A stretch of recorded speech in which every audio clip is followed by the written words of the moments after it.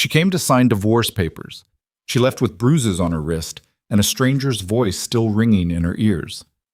Claire Whitaker had survived 3 years of marriage to a man who smiled at charity galas and broke things behind closed doors. She thought she knew what danger looked like.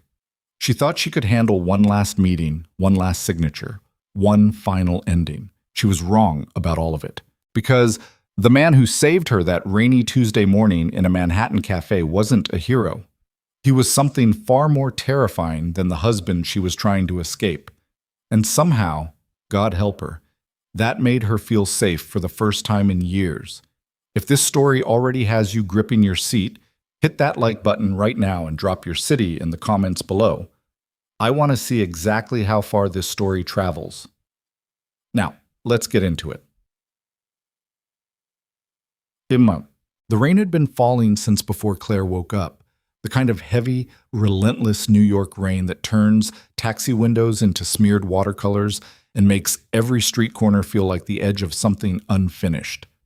She sat at a small table near the back of Fortuna Cafe on West 54th Street with her hands wrapped around a ceramic mug she hadn't touched in 20 minutes, watching the door like she was waiting for a verdict instead of a man. She was, in some ways. The divorce agreement sat in a manila folder beside her elbow, 12 pages. Her attorney had walked her through every paragraph twice, flagged the places where Damien had tried to be clever, made sure Claire understood what she was agreeing to and what she was walking away from. 3 years of marriage reduced to clauses and signatures and the quiet bureaucratic surrender of a shared life. The attorney called it a clean exit. Claire thought that was an extraordinary lie. There was nothing clean about any of this. She had chosen the cafe deliberately, public enough that Damien would behave, crowded enough that she wouldn't feel trapped, familiar enough that the barista behind the counter knew her by order and would notice if anything felt wrong. She had stopped thinking of that kind of calculation as paranoia approximately 18 months ago, when Damien put his hand through a wall 6 inches from her face because she had served dinner 20 minutes late. After that, safety planning stopped feeling neurotic. It started feeling like survival arithmetic.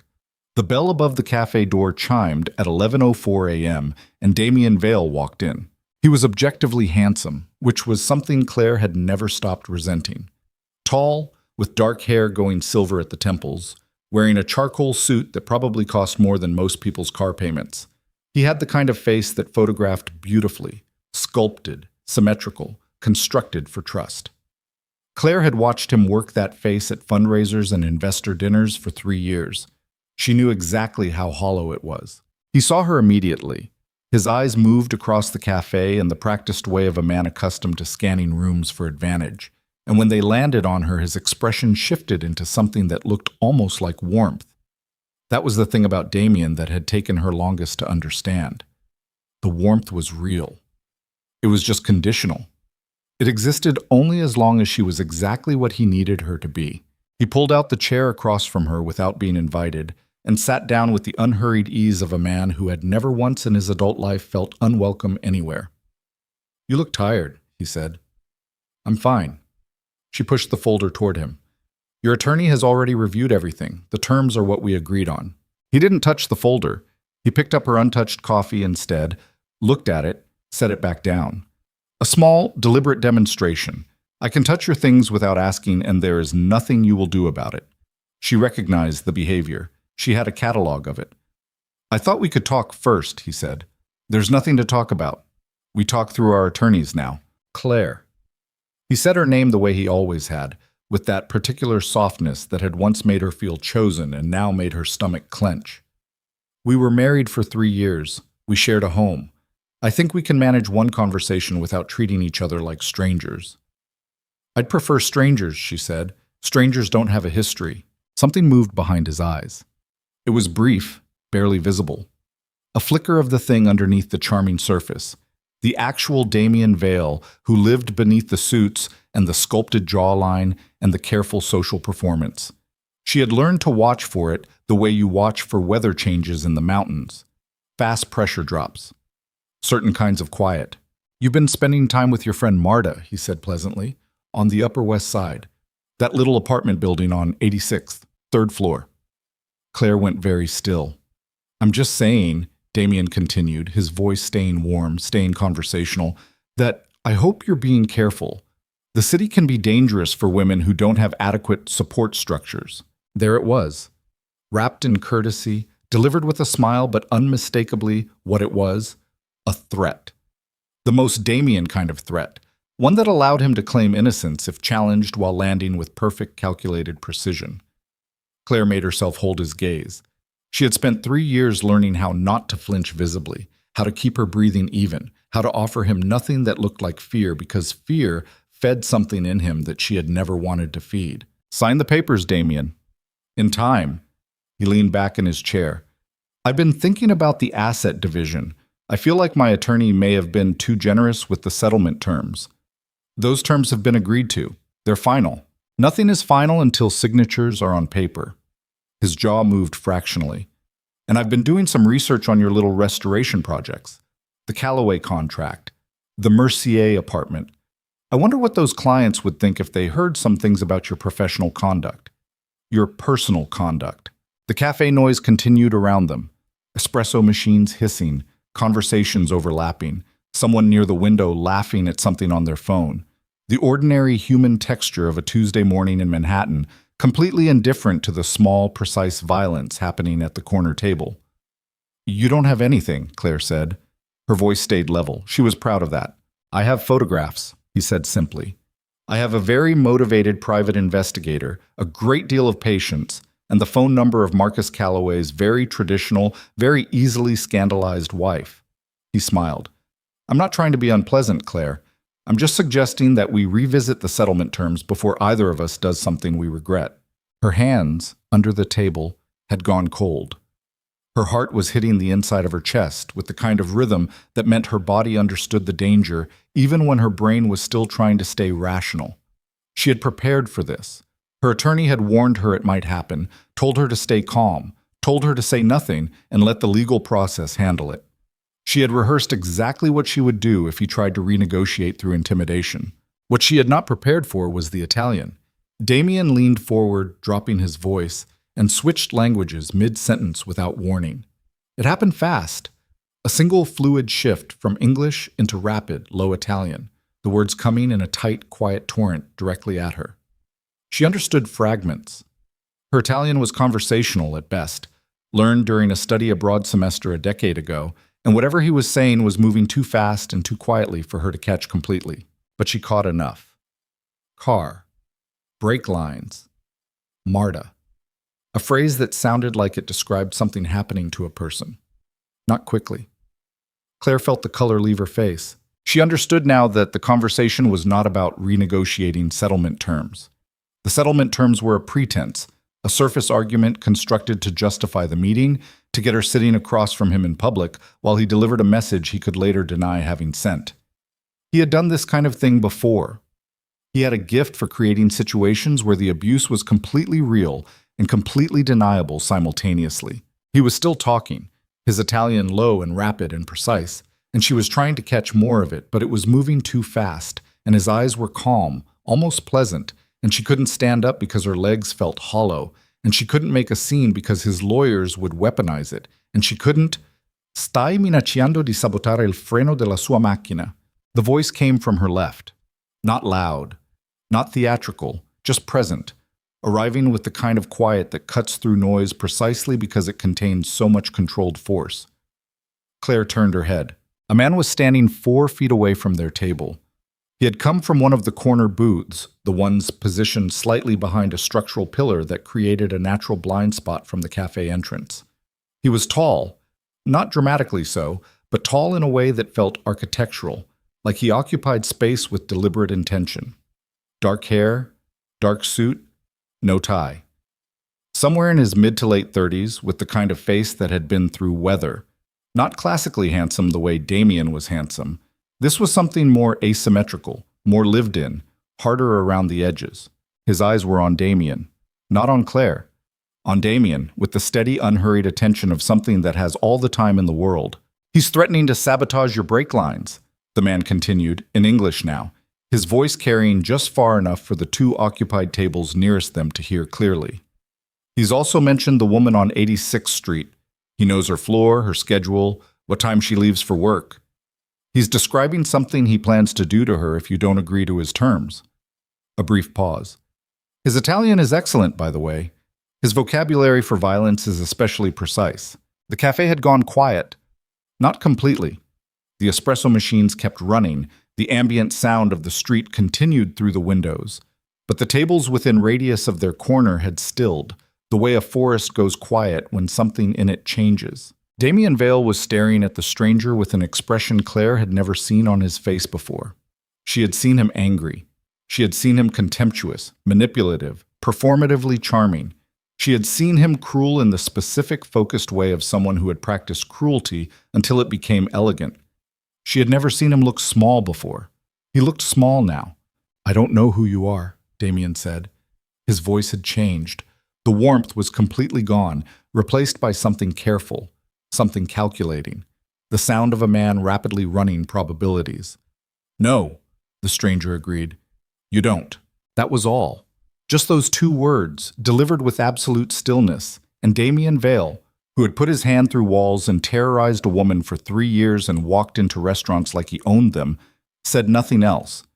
He looked at the stranger for a moment longer, then looked at Claire with something that might have been calculation or might have been something uglier, then pushed his chair back from the table and stood. He picked up the manila folder. For a moment, Claire's heart seized. He was taking it. He was going to drag this out. She was going to have to start the entire process over. He set it back down. He straightened his jacket, buttoned the center button with practiced ease, and walked out of the cafe without another word. The bell above the door chimed his departure. Claire realized she was gripping the edge of the table hard enough that her knuckles had gone white. She released it carefully. She made herself breathe. In through the nose, out through the mouth, a technique she had learned from a therapist she had seen briefly before Damien started making comments about her fragility and the cost of the sessions. "He's not going to walk away from that and do nothing," the stranger said. He was still standing beside the table, not sitting, not moving toward her. Maintaining a deliberate distance, she noticed, even while speaking directly to her. "No," she agreed. Her voice came out steadier than she expected. "The things he described, he's already done preliminary work on some of them. The woman on 86th Street, your friend, he's had someone watching her building for at least a week. The brake line threat, I can't assess from here, but the surveillance on your movements is current. He wasn't improvising that." Claire looked up at him properly for the first time. He was watching her with an attention that wasn't intrusive but was very complete. The way a person watches something they are making a serious decision about. "How long were you sitting there?" she asked. "Long enough." "Why didn't you say something sooner?" "Because for the first several minutes he was only threatening you professionally. That didn't require my involvement." The slightest pause. "The brake lines required my involvement." She wanted to ask him why, what that distinction meant, what the threshold was, who he was that he sat in corner booths in Manhattan cafes making judgment calls about when to intervene in other people's dangerous marriages. But her hands were shaking now, the adrenaline finding its way through finally, and she needed a second before she could manage complicated questions. "Are you all right?" he asked. "I've been better." That's honest. He reached into the inside pocket of his jacket and produced a business card. He set it on the table in front of her, positioned so she could read it without picking it up. No corporate logo, just a name, Adriano Moretti, and a phone number. "If the situation escalates," he said, "call that number." "And who exactly answers that number?" "Someone who can help you with the kind of problem you currently have." She looked at the card. Clean cardstock, heavy weight, the name embossed rather than printed. "You make that sound very simple." "It isn't simple at all," he said, "but some problems are better handled by people who understand them." He left $300 bills on the table. His coffee, she realized, a cup of espresso sitting half-finished in the corner booth, and walked out through the back of the cafe toward what she assumed was a service exit or a side door, moving with the kind of purposeful, unhurried energy of a man who always knew exactly where the exits were. Claire sat alone at the table for a long time after that. She signed the divorce papers without Damien's signature. Her attorney would handle serving them, would handle whatever came next legally. And she held Adriano Moretti's business card in her hand and read the name 3 times, as if frequency would tell her something about the man it belonged to. Outside, the rain kept falling. That night, sitting in her friend Marta's apartment on the Upper West Side with the deadbolt thrown and the chain engaged, Claire told Marta everything. The Italian, the brake lines, Marta's name, her floor, her schedule. The stranger in the corner booth who had intervened with the calm of a man who was not remotely afraid of Damien Vale. Marta, who was practical above all things and had been telling Claire to leave Damien for 2 years before Claire finally listened, said, "You need to call that number. I don't know who he is." "You don't know who Damien is either, and you married him," Marta said flatly. "Call the number." Claire slept badly. She dreamed about Italian she couldn't understand, about a voice cutting through noise with the precision of a scalpel, about a pair of eyes that watched her with the kind of complete, unhurried attention that made her feel simultaneously seen and terrified. She called the number in the morning. It rang twice. Then, "Moretti?" Just his last name. Not a greeting, not a "how can I help you?" Just the name, stated with the same quiet certainty that everything else about this man seemed to carry.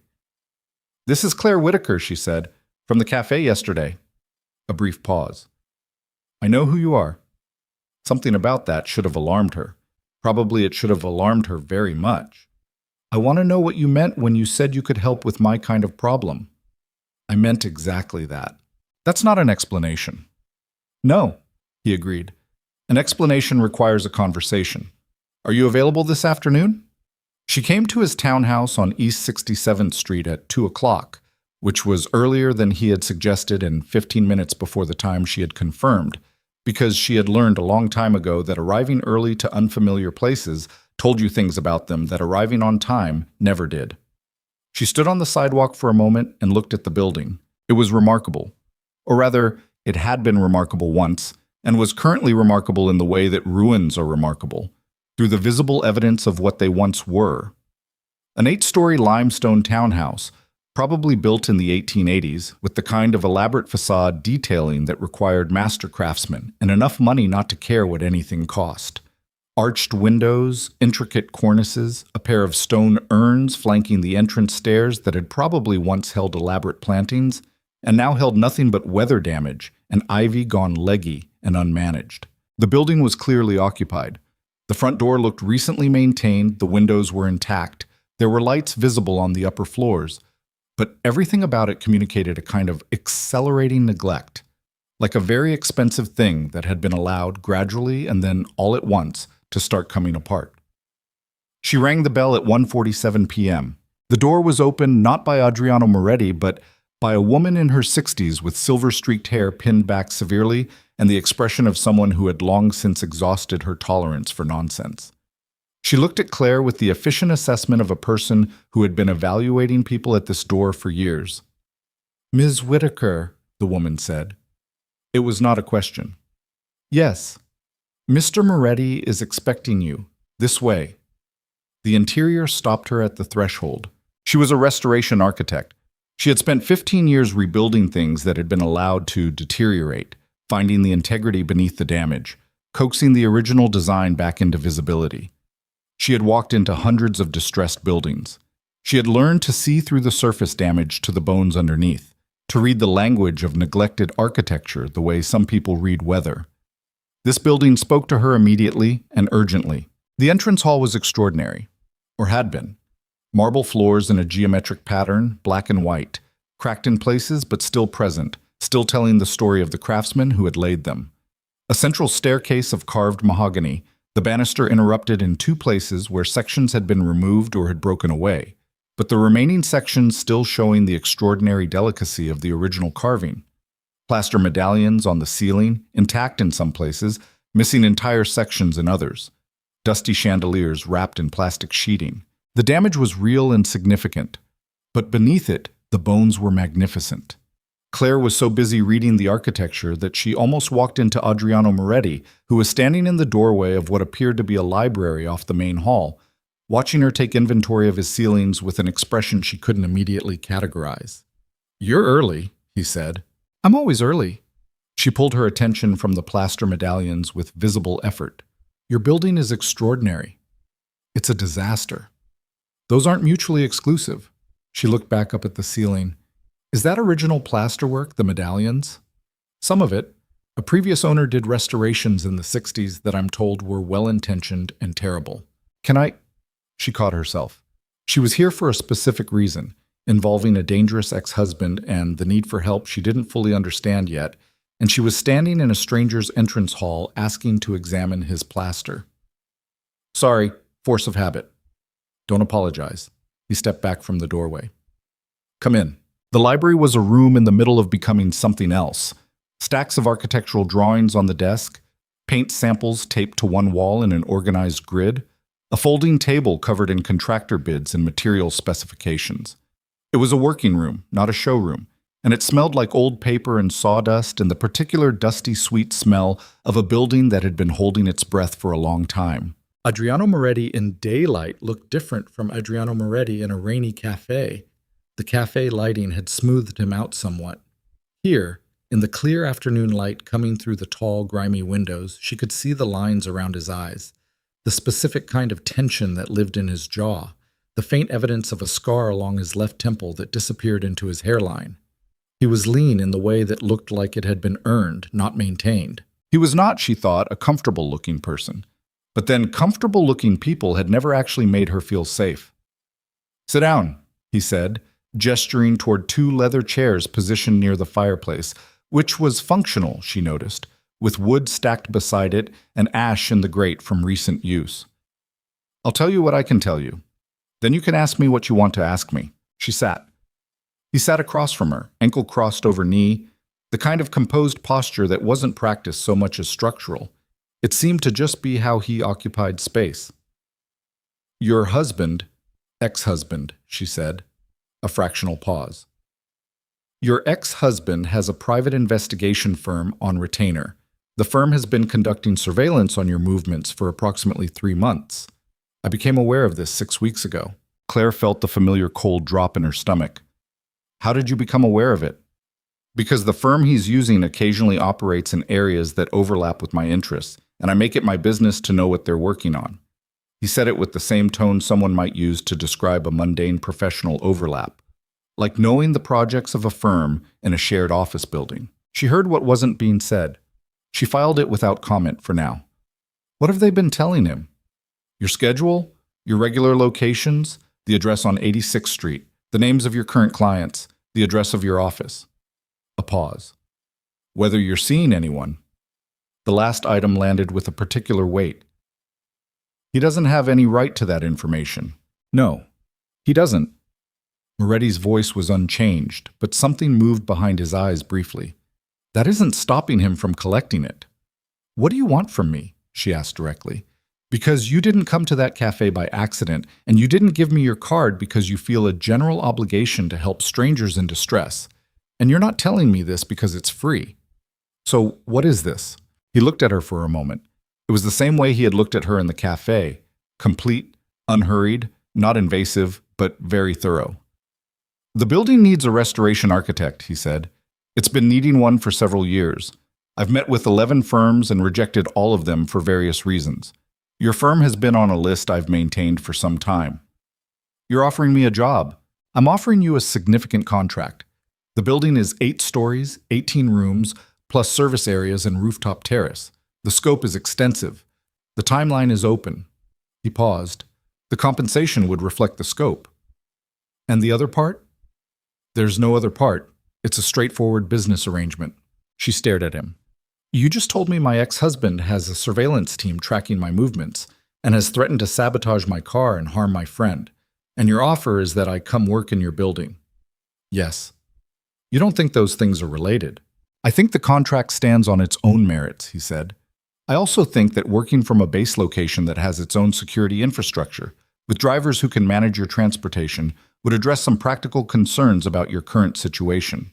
Claire sat with that for a long moment. She was not naive.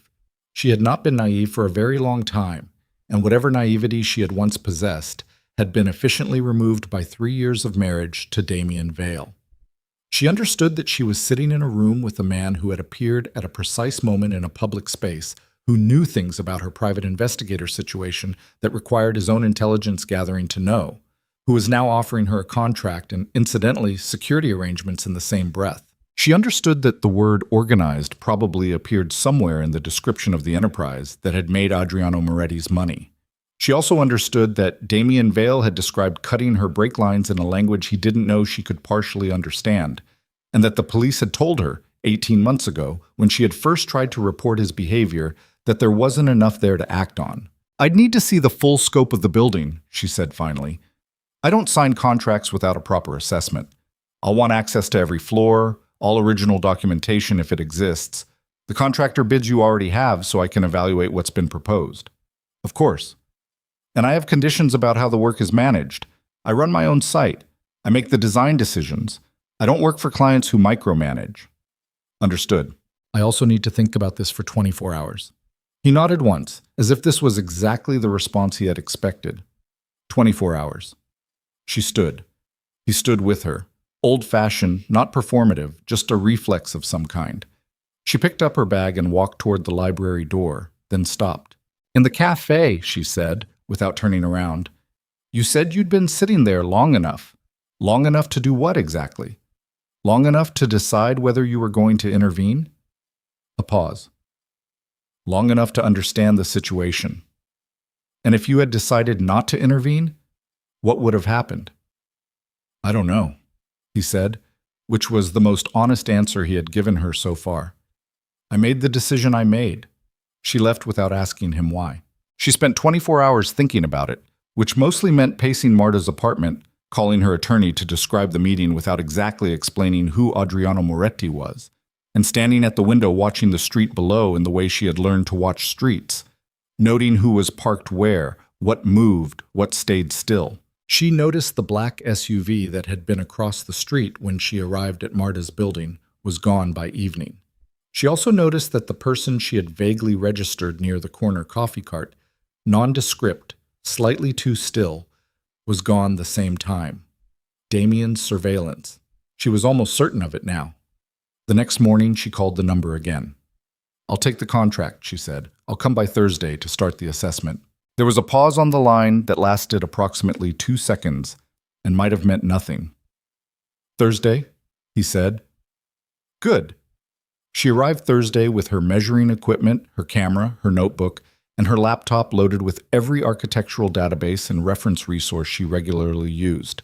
She came prepared to work, because work was the only language she fully trusted, the only arena where she had always been completely sure of her own competence. She spent 6 hours walking every floor of the building. It was more extraordinary than she had imagined, more damaged, but more extraordinary. There were rooms she stopped in for long minutes just to understand what she was looking at.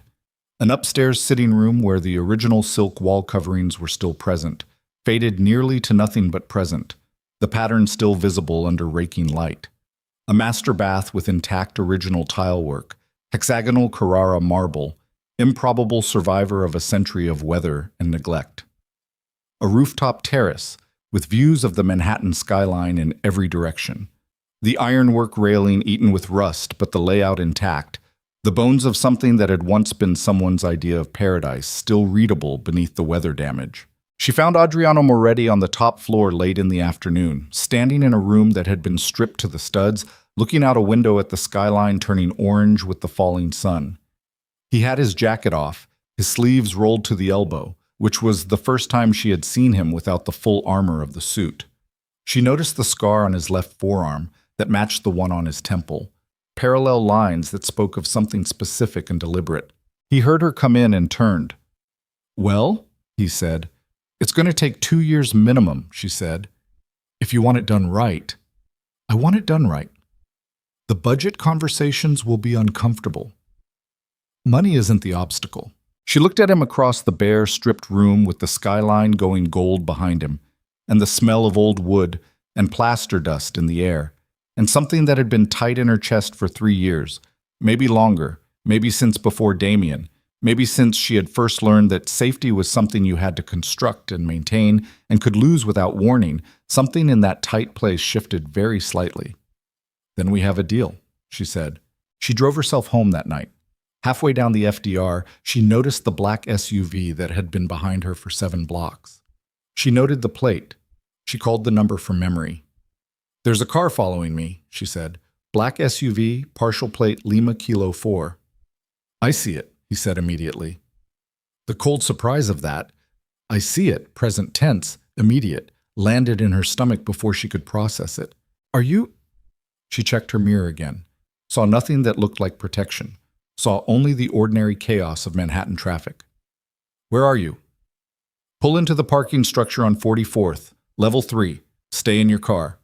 She pulled into the structure, drove to level 3, parked between two SUVs, and sat with her hands on the wheel and her phone pressed against her ear and her heart doing something complicated and too fast. She waited 7 minutes. Then her phone buzzed with a text from an unknown number. You're clear. The vehicle has been redirected. Redirected. She sat in the parking structure for another few minutes, just breathing, just letting the adrenaline metabolize into the ordinary feeling of being a person whose body had briefly thought it was in danger and was now recalibrating. She thought about the word redirected and all the things it might mean and decided deliberately and with full awareness not to ask. She started her car and drove to her apartment. The deadbolt, the chain, the window check that had become ritual. She did all of it automatically. She sat on her bed and looked at her phone and thought about a man who said, I see it in the present tense, while she was on a highway she hadn't told him she was on. She thought about what kind of man that made him. She thought about what kind of woman chose to work for that man anyway. Then she opened her laptop and started drafting the preliminary assessment report for the East 67th Street townhouse. Because work was what she had, and work was what she trusted, and somewhere in the back of her mind, something that felt uncomfortably like relief was beginning to take root in the space where fear used to live. Outside her window, Manhattan kept moving, cabs and sirens, and the endless ambient roar of the city at night, indifferent and relentless and full of things that happened in the dark between people who made choices with incomplete information. She had made her choice. She just didn't know yet how deep into his world that choice was going to take her. And in the stripped-down top floor of a crumbling townhouse 14 blocks away, Adriano Moretti stood at his window, looking out at the same city lights, and thought about a woman who had sat across from a dangerous man without crying, who had signed a contract with steady hands, who had looked at his ruined building and seen not the damage, but the bones. He thought about the way she had looked at the plaster medallions in the entrance hall with the same expression most people reserve for things that moved them. He thought about the fact that she was the first person in longer than he could clearly remember who had asked him a direct question and expected a real answer. He thought about the black SUV he had redirected and what would have happened if he had been 20 minutes slower, and how that thought produced a sensation in his chest that was not familiar to him and was not comfortable and was not something he was prepared to name yet. Below him, the city moved. Above him, the plaster ceiling of his ruined mansion held the memory of what it had once been, waiting to become something again. Neither of them slept much that night. The preliminary assessment report took Clare 4 days to complete, which was 2 days longer than it should have taken and 1 day shorter than she needed. She kept stopping. Not because the work was difficult, the work was the easiest part of everything currently happening in her life, but because the building kept interrupting her concentration with new things to look at, new things to measure, new evidence of original intention buried under decades of incremental damage. She found herself returning to the same rooms twice, sometimes 3 times, not because she had missed something technically, but because she wanted to understand them. The upstairs sitting room with the ghost of silk wall coverings. The kitchen level, stripped and gutted in the 90s, but with the original butler's pantry intact behind a false wall someone had installed and apparently forgotten. The narrow servant's staircase that ran from the basement to the 6th floor and was structurally sound and had the most extraordinary cast-iron newel posts she had ever seen in a private residence. It was, she had decided by the end of the second day, the most interesting building she had ever been asked to work on, which was inconvenient given everything else. She saw Adriano Moretti briefly each day. He was present in the building but not intrusive, available when she had questions, absent when she was working, possessing the particular skill of some people who are very comfortable with silence in shared spaces. He did not hover. He did not second-guess her measurements or offer unsolicited opinions about design directions. He answered her questions directly and without padding, and when he didn't know something, he said so and found out. He was, professionally, almost exactly what she would have designed in a client, if she could have designed one. She was aware that this was itself a kind of information. On the fourth day, she sat across from him in the library with her laptop open and the preliminary report on screen and walked him through her findings section by section. He listened without interrupting. He asked 3 questions, all of them specific and technically informed, which told her he had done his own research at some point. The budget estimate for full restoration, she said, is between 4.2 and 5.8 million, depending on what we find once we open the walls. That range could shift in either direction. All right, that's a very large number. I'm aware of what it is. Some clients hear it and decide to do partial restoration. Prioritize the public rooms, leave the service areas utilitarian. I want to make sure you understand the full scope before we commit to a direction. He looked at her steadily. I want the full building restored, every floor, every room, including the servants' staircase. She blinked. You noticed the newel posts? I noticed you spent 40 minutes on that staircase yesterday morning. She felt her face do something she hadn't intended it to do. She looked back at her screen. The servants' staircase is structurally sound and the ironwork is exceptional. It would be a significant loss to... I just said I want it restored. Right. She closed her laptop. Then we have a direction. He poured 2 glasses of water from a carafe on the desk. He had a habit, she had noticed, of managing small practical things himself rather than calling for his housekeeper, Elena, to do them, and pushed one toward her side of the desk. The car that followed you Thursday, he said, without any transitional setup. The firm that runs it has been paid through the end of the month. After that, the contract with your husband becomes significantly more difficult for them to service. Claire felt the stillness that settled over her whenever he said something that she had to sit with for a moment. You're telling me you interfered with Damien's surveillance contract. I'm telling you that the firm's operating environment has become more complicated. That's a very elegant way of saying something quite specific. He met her eyes without shifting. Yes, she should have pushed back on this. She should have said something about boundaries, about the fact that she was a grown adult who could manage her own problems, about the fact that accepting this kind of help created a debt structure she didn't fully understand yet. She had the speech ready. She had given versions of it to herself in the mirror that morning. Instead, she said, "What about Marta? Someone drives past her building twice daily. If that changes, you'll be told." The water glass was cold in her hand. She set it down. I haven't agreed to any of this. No. You did it anyway. Yes. She looked at him for a long moment. His expression was even, patient, carrying none of the defensive energy that most people produced when they had done something that might be criticized.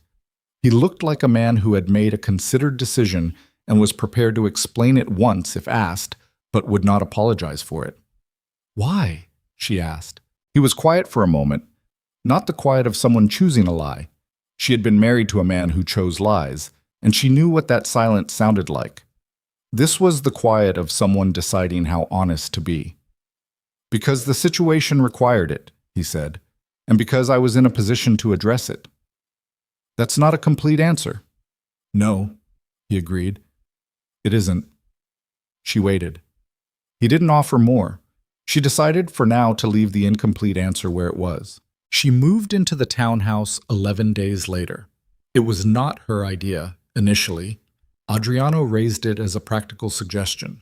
The commute from her apartment in Brooklyn was adding 90 minutes to her daily site work, and the building had a fully functional guest suite on the 4th floor that was better appointed than most apartments in the city. She could work longer hours, manage the contractors more effectively, save the commute time for actual restoration decisions. All of that was true. She knew it was true. She also knew that 3 days before he raised the suggestion, Damien had appeared outside her Brooklyn building at 11 p.m. She had seen him from her 3rd-floor window, just standing on the sidewalk across the street, looking up. Not doing anything, just standing there, letting her know that he knew where she was, that the removal of the surveillance firm had not removed him, that he was capable of managing his own watching. She had called the number. Adriano had answered on the first ring. By the time she looked out the window again, Damien was gone, and she didn't know what that meant or how it had happened and had felt, simultaneously, deeply relieved and deeply unsettled by her own relief. She moved into the 4th-floor guest suite on a Tuesday with 2 suitcases and her work bag, and a box of reference books that Elena received at the door with the expression of a woman who had been expecting this development for some time. The suite was beautiful in the quiet, undramatic way of rooms that had been arranged by someone with genuine taste rather than money-performing taste. A four-poster bed with linen the color of old cream, built-in bookshelves that someone had actually filled with real books, not decorative books. Windows that looked out over the back garden, which was overgrown and lovely in the way that overgrown gardens get when they've been left alone long enough. She unpacked with the efficient speed of a person who had learned not to accumulate things that were difficult to leave behind. She was done in 40 minutes and stood in the center of the room and thought about the fact that she was living in a building owned by a man she had known for less than 3 weeks, whose source of income she had not directly addressed, whose interventions in her life she had accepted without full disclosure of cost.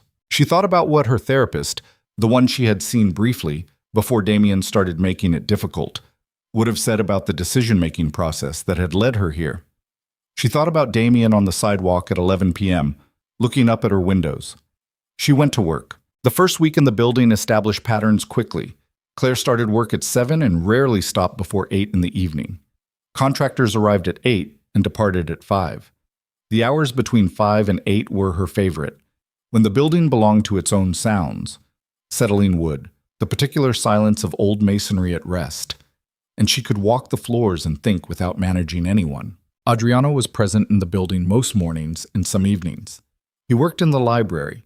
She could hear him through the floor sometimes, the low rumble of a voice on a phone call, occasionally visitors she heard but never saw. He ate dinner in the building most nights, and twice that first week Elena appeared at the library door at 7:30 to say that dinner was ready and to ask if Ms. Whitaker was joining. The first time Claire said yes mostly because she was hungry, and it was easier than going out. The second time she said yes because the previous dinner had been unexpectedly good and the conversation had been unexpectedly comfortable, which was a state she had not associated with dinner in years. They ate at the long table in the partially restored dining room by candlelight because the electrical work on that floor wasn't complete yet, and this created an atmosphere that was entirely accidental and slightly absurd. Tapered candles in century-old silver holders, good wine, a dining room that was half scaffolding and half grandeur, and the two of them at one end of a table built for 14. He asked her about her work, not in the polite, passing way that people asked about work to seem interested. He asked specifically, following up on things she said, remembering details from previous conversations, building a picture of how she thought about the relationship between original design intention and contemporary intervention. She asked him about the building's history, which he knew in detail, going back to the original owner, a shipping magnate who had commissioned it in 1887. He told her the history of the building without making it feel like a tour, moving through decades with the ease of someone who had spent real time with the material. "You care about it," she said one evening, slightly surprised by the realization. "It belonged to my grandfather," he said, "and his father before him. The family acquired it in 1923. A pause. "It has been neglected by every Moretti who inherited it, including me, until recently." "What changed?" He looked at her across the candles. "I decided I'd been neglecting things long enough." She didn't know entirely what he meant by that. She had the clear sense that it wasn't only about the building. That was the end of the second week. At the start of the third week, Damien's attorney sent a letter reopening the asset division. Claire sat with the letter in the library while Adriano stood near the window, and she read it twice and felt the specific familiar nausea of being back inside a problem she had thought was resolved. The letter was 12 paragraphs of elegant legal aggression, citing new evidence, claiming fraudulent concealment of assets, requesting a full financial disclosure review that would delay finalization of the divorce by a minimum of 6 months, and potentially much longer. "He's doing this because I moved," she said. "He knows I'm here. He's escalating because he thinks there's something here that he can use." Adriano had been quiet while she read. "What does your attorney say?" "My attorney says it's a delay tactic and that we can fight it, but it'll be expensive and time-consuming and designed to exhaust me." She set the letter down. "Which is exactly what it's designed to do. He's not trying to win. He's trying to make the process so painful that I give him better terms just to make it stop." "What terms does he actually want?" "Alimony." He put the business in a trust structure before we married, so most of his assets are protected, but there are 3 jointly owned investment properties, and he wants them all. He offered me one in the original settlement. She pressed her fingers against her eyes briefly. If I fight this new filing, my legal fees over the next 6 months will approach what the settlement property is actually worth. The room was quiet for a moment.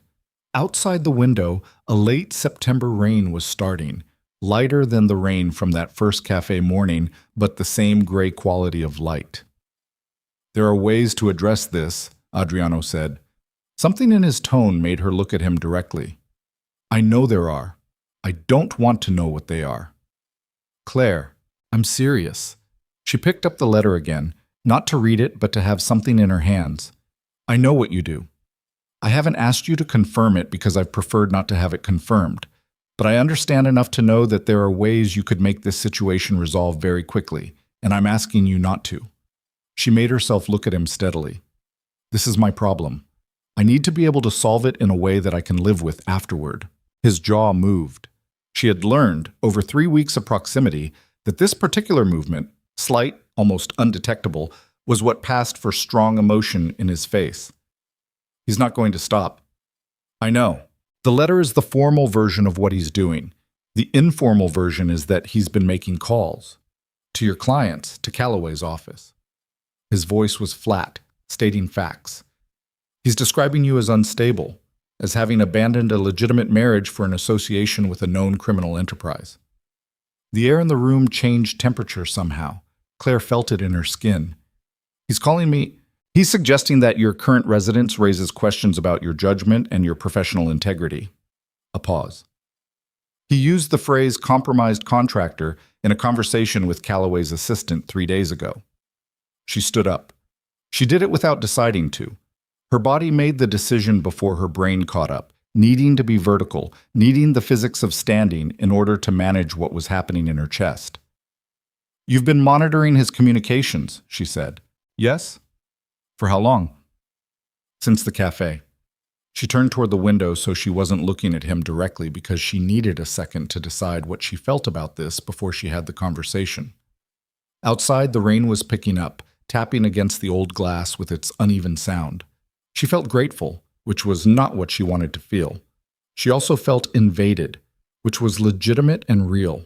She also felt the cold, concrete understanding that without that monitoring, she would have had no idea about the Calloway call, and she would have walked into a client meeting unprepared, and Damien would have been 3 moves ahead of her while she thought she was managing the situation. You should have told me, she said. Her voice was even. She was proud of that. Yes, he said. I should have. She turned around. He was watching her with that complete attention, braced in a way that was barely visible but present. The bracing of a person who has made a decision they stand behind but expects it to cost them something. What else? She said. A pause. What do you mean? What else have you been monitoring or managing or redirecting that I don't know about? I want everything, right now. He was quiet for 3 seconds that felt significantly longer. Then he laid it out. The surveillance firm. 2 other individuals Damien had approached about gathering information. A conversation Damien had with his own attorney in which he described specific intentions regarding Claire's professional reputation. The monitoring of Damien's own financial movements that Adriano had been conducting through channels he described briefly and without detail. She listened to all of it without interrupting. Her face felt very still while he talked, the way faces go still when they are processing information faster than emotion can keep up with. When he finished, she said, You've been running a parallel operation to protect me this entire time. I've been managing a situation that required management. That's not what I asked. He held her gaze. Yes, I have. Without telling me. Without telling you. She walked to the window and stood with her back to him for a moment, arms crossed, watching the rain hit the overgrown garden. She was trying to locate, in the complicated territory of what she was currently feeling, the thing that was most important to respond to first. I need you to understand something, she said, without turning around. I spent 3 years with a man who made decisions for me, who decided what I knew and when I knew it, and what I was capable of handling, who thought that managing the information I received was protecting me. She paused. It wasn't protection. It was control. And I cannot be in a situation that feels like that again. She heard him move, not toward her, just a shift of weight. What I did is not the same thing. You decided what I knew. I decided what I told you when, based on what was actionable. That's different from hiding things to maintain power over you. His voice was still flat, but there was something underneath it now, something with more force. Damien kept you in the dark so you couldn't defend yourself. I was trying to remove the threats before they reached you. She turned around. And you don't see any problem with how similar those justifications sound? He looked at her for a moment. His jaw did the thing. Yes, he said. I see the problem. The honesty of it landed differently than she expected. They stood on opposite sides of the room with the rain outside and the candles starting to gutter in a draft from somewhere. Old buildings breathed, she knew that, air moving through century-old walls in ways that architects and historians could map but never fully predict. I need you to tell me things, she said, when they're happening, not after you've already handled them. I need to be in the decisions.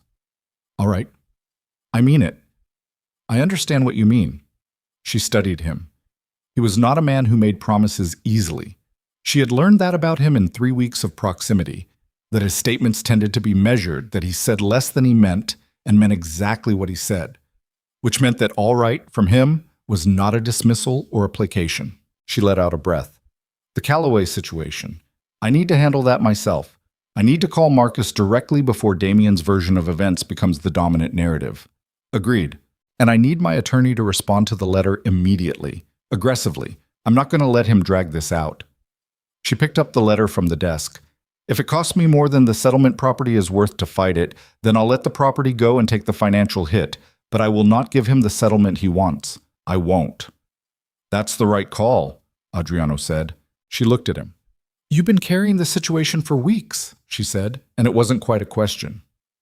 Making decisions, managing outcomes, running surveillance on a man who threatened my life. She paused. How many other situations are you managing right now? A silence that had specific texture. Several. Does that... She stopped, started again. Is this what your life looks like, all the time? He looked at her with an expression she couldn't entirely read. More or less. How do you live like that? He was quiet for a moment. You find what's worth protecting, he said, and you protect it.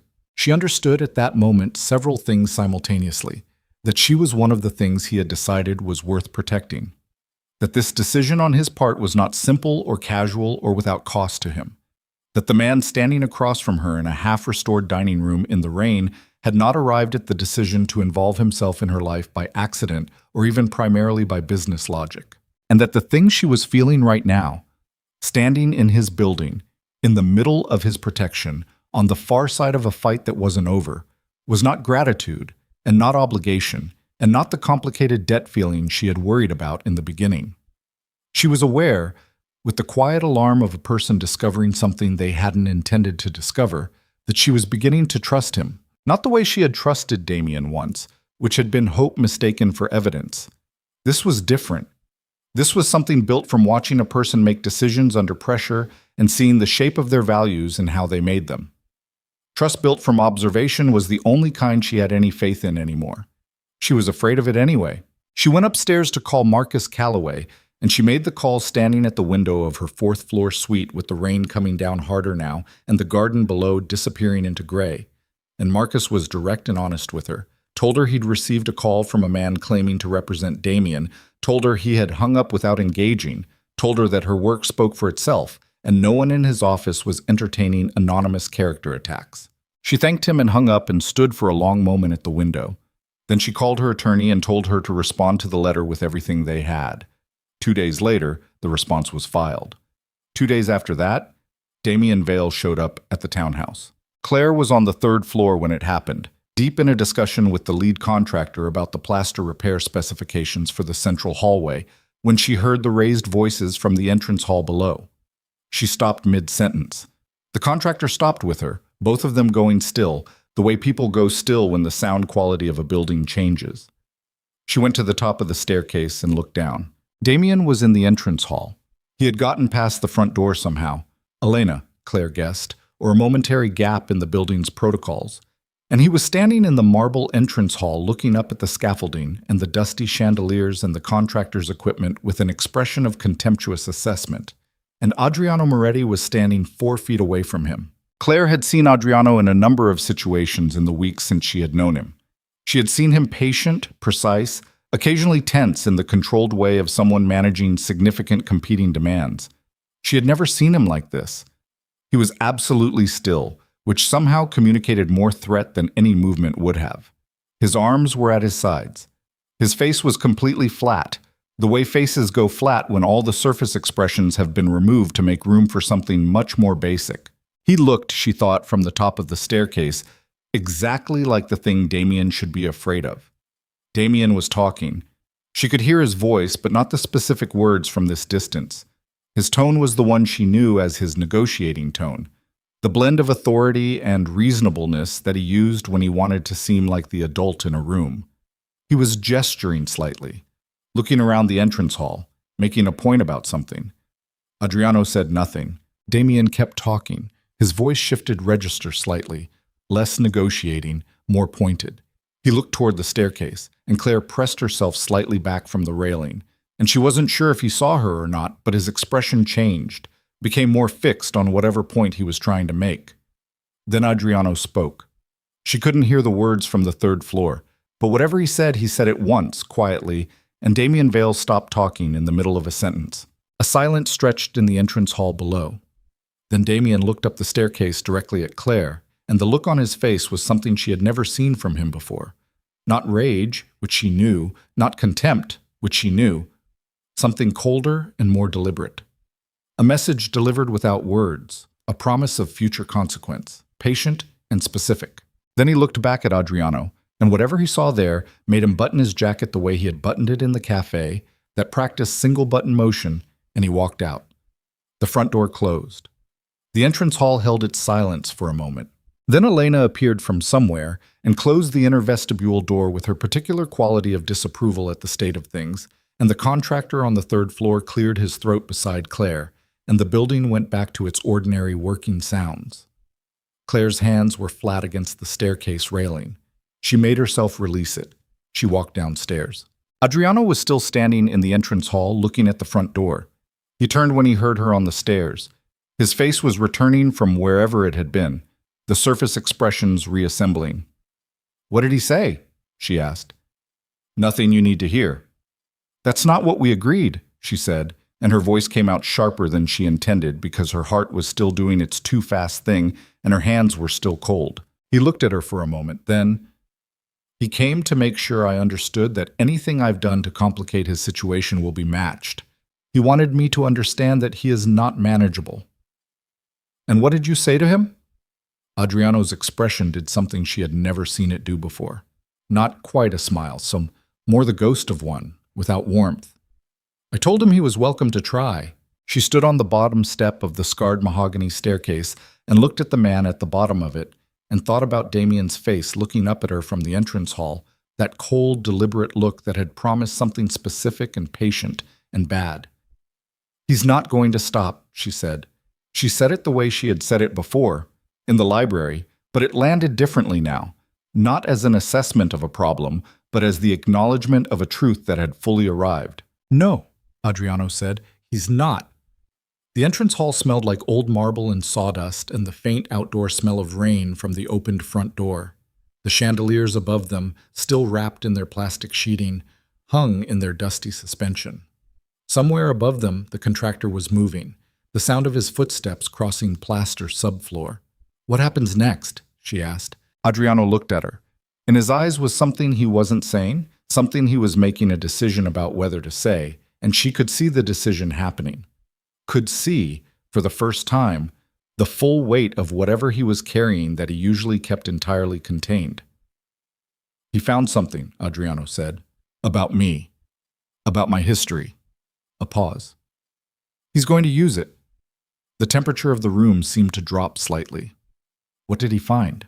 Adriano was quiet for a moment that had significant weight. "Everything," he said.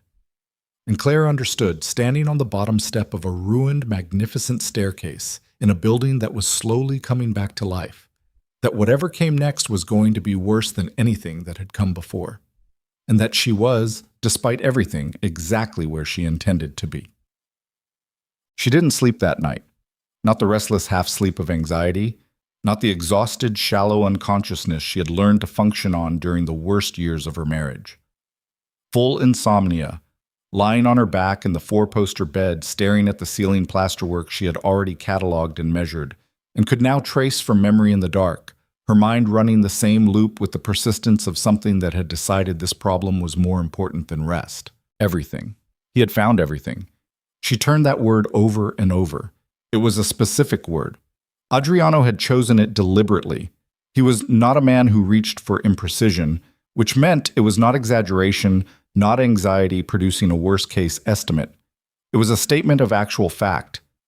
Damien Vale, who had the money and the patience and the motivated cruelty to dig until he found what he was looking for, had found everything there was to find about Adriano Moretti. And Adriano, who had looked at her after saying it with the expression of a man lowering a very heavy thing he had been carrying alone for a long time, had not told her what everything meant. She had asked. He had said, "Tomorrow. Let me make some calls tonight." She had accepted that because she could see he needed the hours, and because she was honest enough with herself to acknowledge that she was not entirely sure she was ready to hear it yet. There was a version of tomorrow's conversation that would require her to make decisions she wasn't prepared for tonight, standing on a staircase with her hands still cold from watching Damien look up at her like a man marking a target. So she lay in the dark and traced ceiling plaster and waited for morning.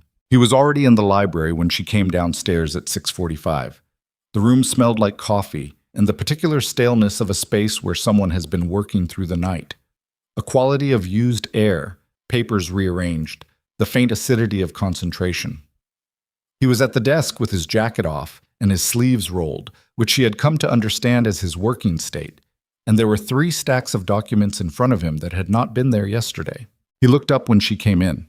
His face was tired in the specific way of someone who had not slept but had been productive rather than just wakeful. There were shadows under his eyes that she hadn't seen before. "Sit down," he said. Not unkindly, just direct. She sat in the chair across the desk. Elena appeared with coffee without being asked, set 2 cups down, and left with the efficiency of a woman who had learned when rooms required her absence. Adriano looked at the coffee, then at Clare. He had the posture of someone organizing a significant amount of information into a linear sequence, deciding where to begin. "My family," he said, "has been involved in organized crime in New York since 1931. My great-grandfather established the initial enterprise. My grandfather expanded it. My father inherited it and ran it until he died 12 years ago." A pause. "I inherited it at 31. Claire held her coffee cup and said nothing. She had known this, in the structural way that you know something you have chosen not to examine directly. Hearing it stated was different. It had weight and texture that the unexamined version didn't. The current operation involves approximately 40 people in direct employment and a significantly larger network of affiliated enterprises. Import, construction, waste management, several legitimate businesses that function as they appear to function, and several that don't." He was watching her face while he said this, not defensively, but with the attention of someone monitoring for the specific kind of response that would end the conversation. "I have been investigated by federal authorities 4 times. I have never been charged. This is partly because my attorneys are excellent, and partly because the investigations have consistently lacked the witness cooperation required to build a prosecutable case." "Why haven't they had witness cooperation?" she asked. She knew the answer. She needed to hear him say it. "Because people who might testify understand the personal cost of doing so," he said evenly. "And because I have spent 12 years ensuring that the direct evidence connecting me to specific operations is managed carefully."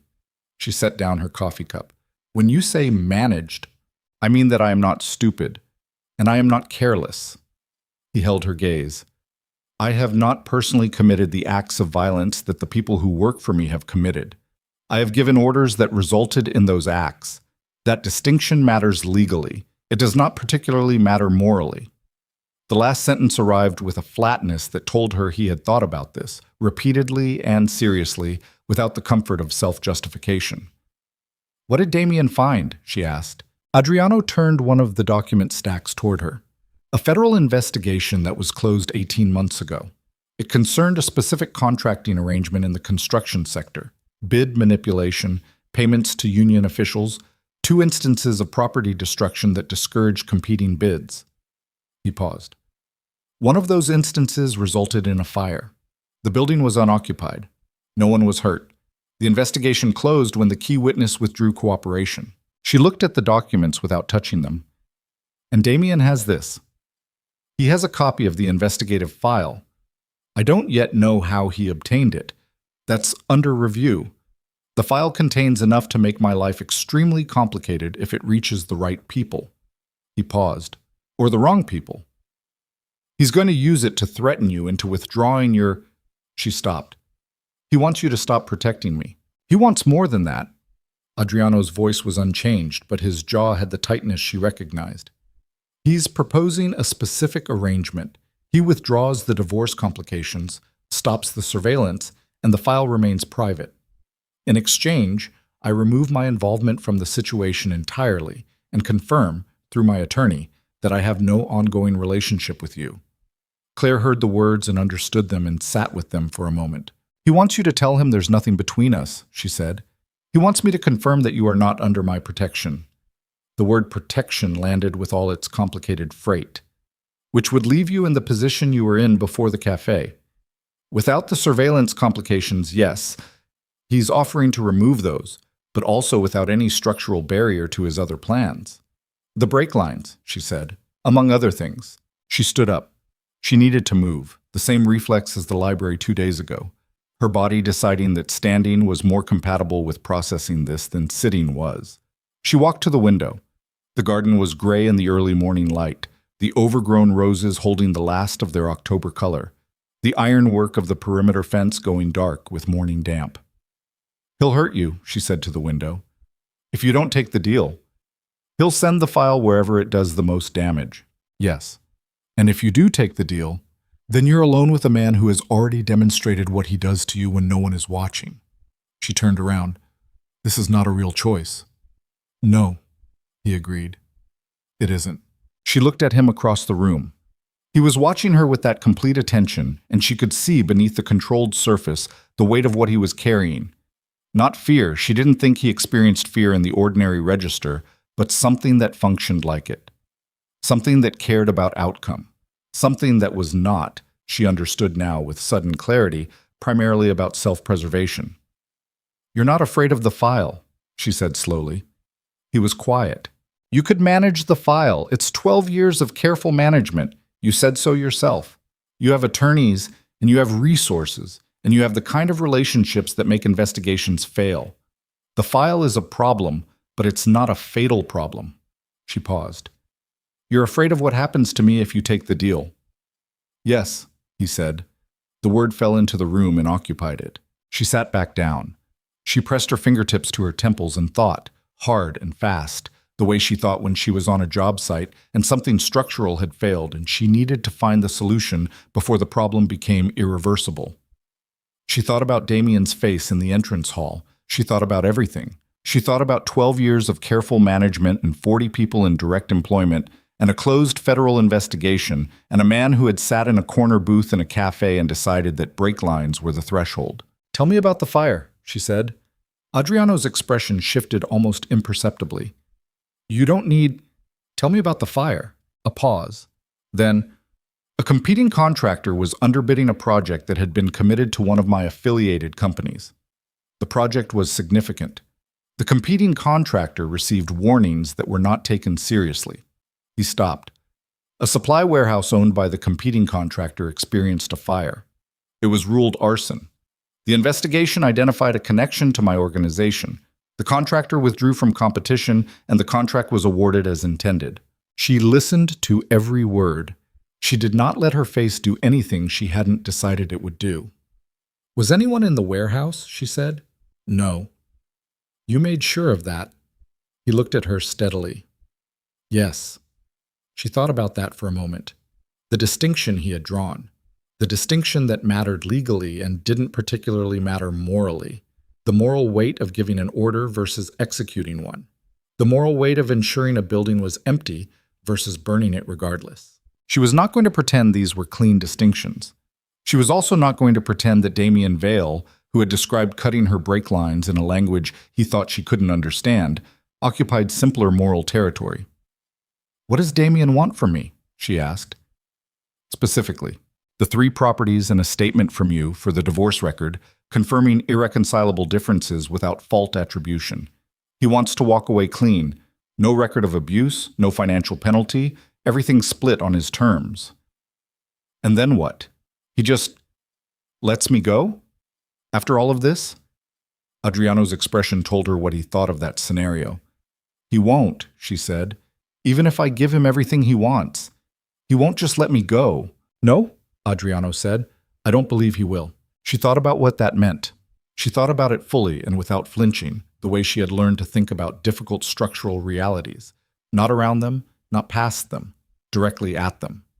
Damien had spent 4 months escalating a situation that he could have simply allowed to resolve. He had hired investigators, made calls to her clients, appeared outside her building at night, showed up at a townhouse belonging to a man he knew was dangerous. This was not the behavior of a man who wanted a clean exit. This was the behavior of a man for whom the exit was not the point. The point was the making of her life small enough and frightened enough and compromised enough that she could never fully leave him, even after the legal document was signed. This was the thing she had been trying to name for months, the thing her attorney skirted around with careful language, and her therapist had been trying to help her articulate before she stopped going. It wasn't about the properties. It wasn't about the settlement terms. It was about ensuring that wherever she went, he had been there first, had laid enough wreckage that she would always be standing in it. She had known this. She had known it and been trying to survive it one day at a time. Sitting across from Adriano Moretti in his library in the gray October morning, she realized that surviving it one day at a time was not going to be enough. Her phone rang. She looked at the screen. Her attorney, Rachel Brenner, calling at 7:14 in the morning, which was not a time Rachel Brenner called unless something had happened. She answered. "Claire." Rachel's voice was controlled in the way that trained legal professionals controlled their voices when delivering bad news. "I need you to hear something before you see it anywhere else. There's a piece running this morning. It appears to be going up in the next hour in a financial news outlet. It's about Adriano Moretti and his business connections. It includes references to your current living situation and professional relationship." The cold dropped through her stomach. "What outlet?" Rachel named it. It was not a tabloid. It was not gossip.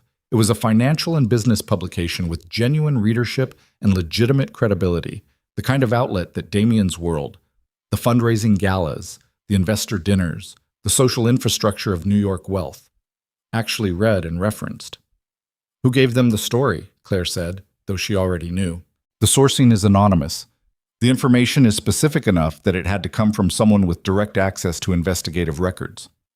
A pause. "Claire, the piece mentions your name. It describes you as a contractor currently employed by and residing in the home of a known organized crime figure. It raises questions about your professional judgment and suggests that some of your current client relationships may benefit from review." Claire was aware of Adriano watching her from across the desk. She kept her voice level. "How bad is it?" "It's bad enough that Marcus Calloway's office is going to see it. It's bad enough that every client you currently have or are pursuing is going to see it. It's bad enough that—" Rachel paused. "It's bad enough that I'm calling you at 7 in the morning." She thanked Rachel and ended the call and set the phone on the desk with the careful placement of someone managing their own hands. "The file," she said. "He didn't wait." Adriano's face had gone very still. "He moved faster than I expected. When did he send it?" "Last night, apparently." Something moved behind his eyes. "While we were having the conversation in the entrance hall, he had already sent it." She understood what that meant, that the visit, the confrontation, Adriano's message about being welcome to try, all of it had happened after Damien had already lit the fuse. He had come to the townhouse not to negotiate but to watch the ignition, to see Adriano's face when he realized the timeline. "He played you," she said. "Yes." Flat and absolute.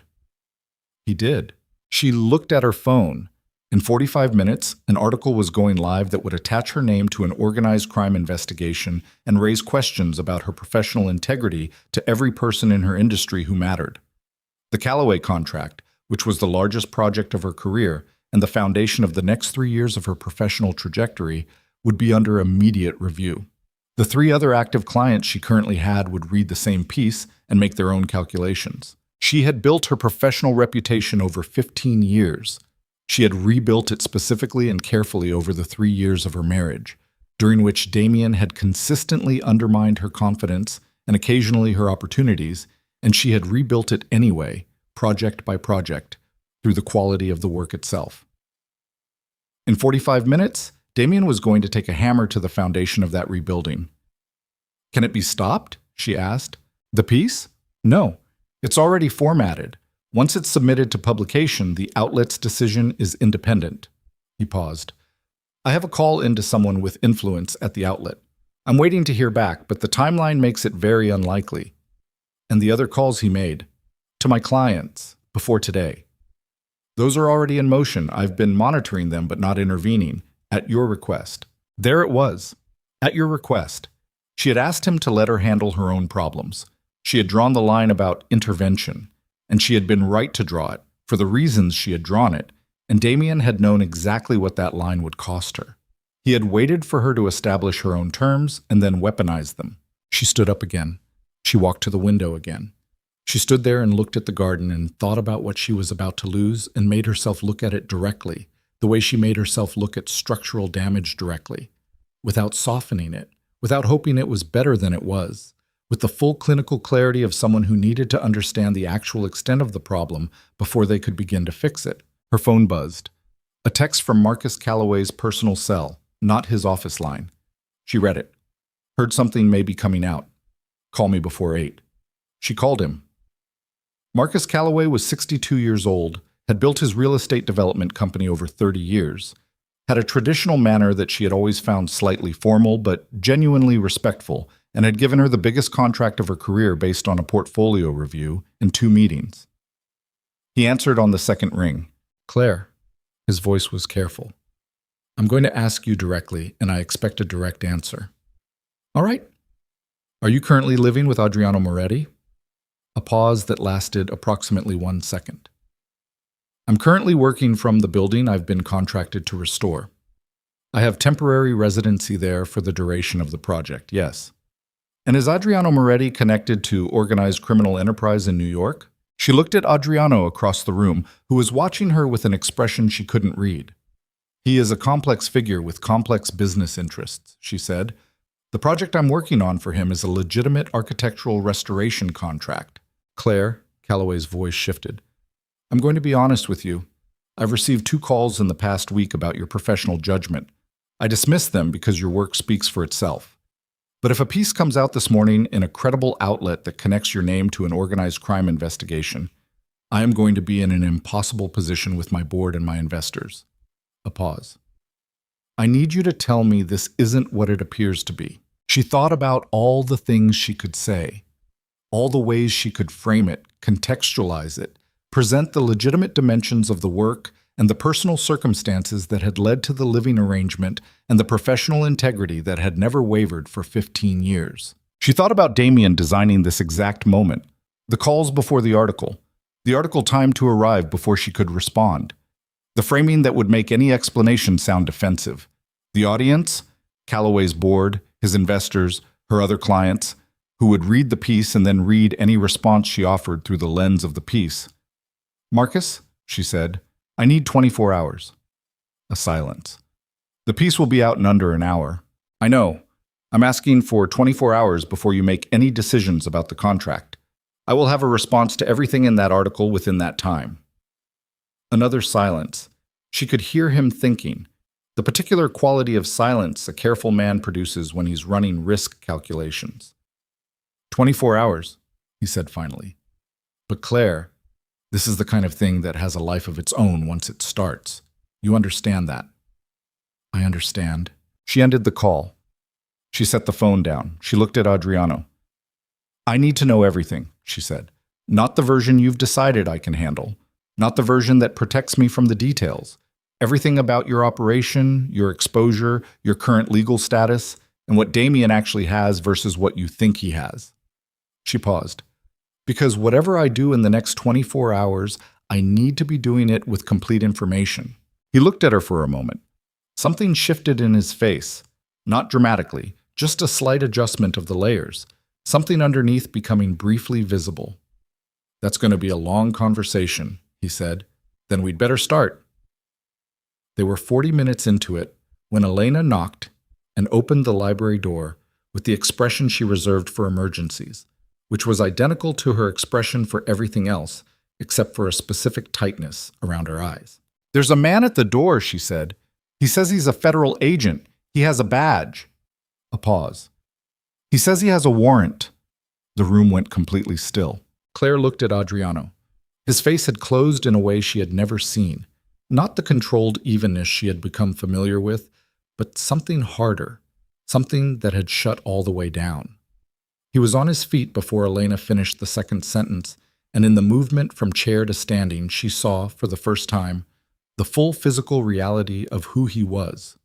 Not the restoration project client, not the man who ate dinner by candlelight and asked thoughtful questions about architectural intention, but the other thing, the thing that lived beneath all of that and had built this empire and given the orders and ensured the buildings were empty. "Elena," he said, "show him into the front room. Tell him I'll be there in 2 minutes." Elena left. He looked at Claire. "This is connected to what Damien sent," he said. His voice was completely flat. "The timing makes it certain." "What does the warrant cover?" "I won't know until I read it." He picked up his jacket from the back of the chair. "I need you to go upstairs." "I'm not going upstairs?" "Claire, I said I'm not going upstairs." She stood. "If a federal agent is in this building, I am not the kind of person who hides in her room. That's not who I am, and it's not going to be who I am because of this situation." He looked at her. In his eyes was something that was neither argument nor agreement, an assessment, rapid and complete. "Then stay in this room," he said. "Don't come into the front room unless I ask you to." She stayed in the library. She heard voices from the front room, Adriano's, low and controlled, and another voice she didn't know, business flat in the way of people whose professional register had been trained out of personal inflection. She couldn't make out words. She stood near the library door with her arms crossed, and her breathing deliberately slow and her mind running every implication of this development in rapid succession.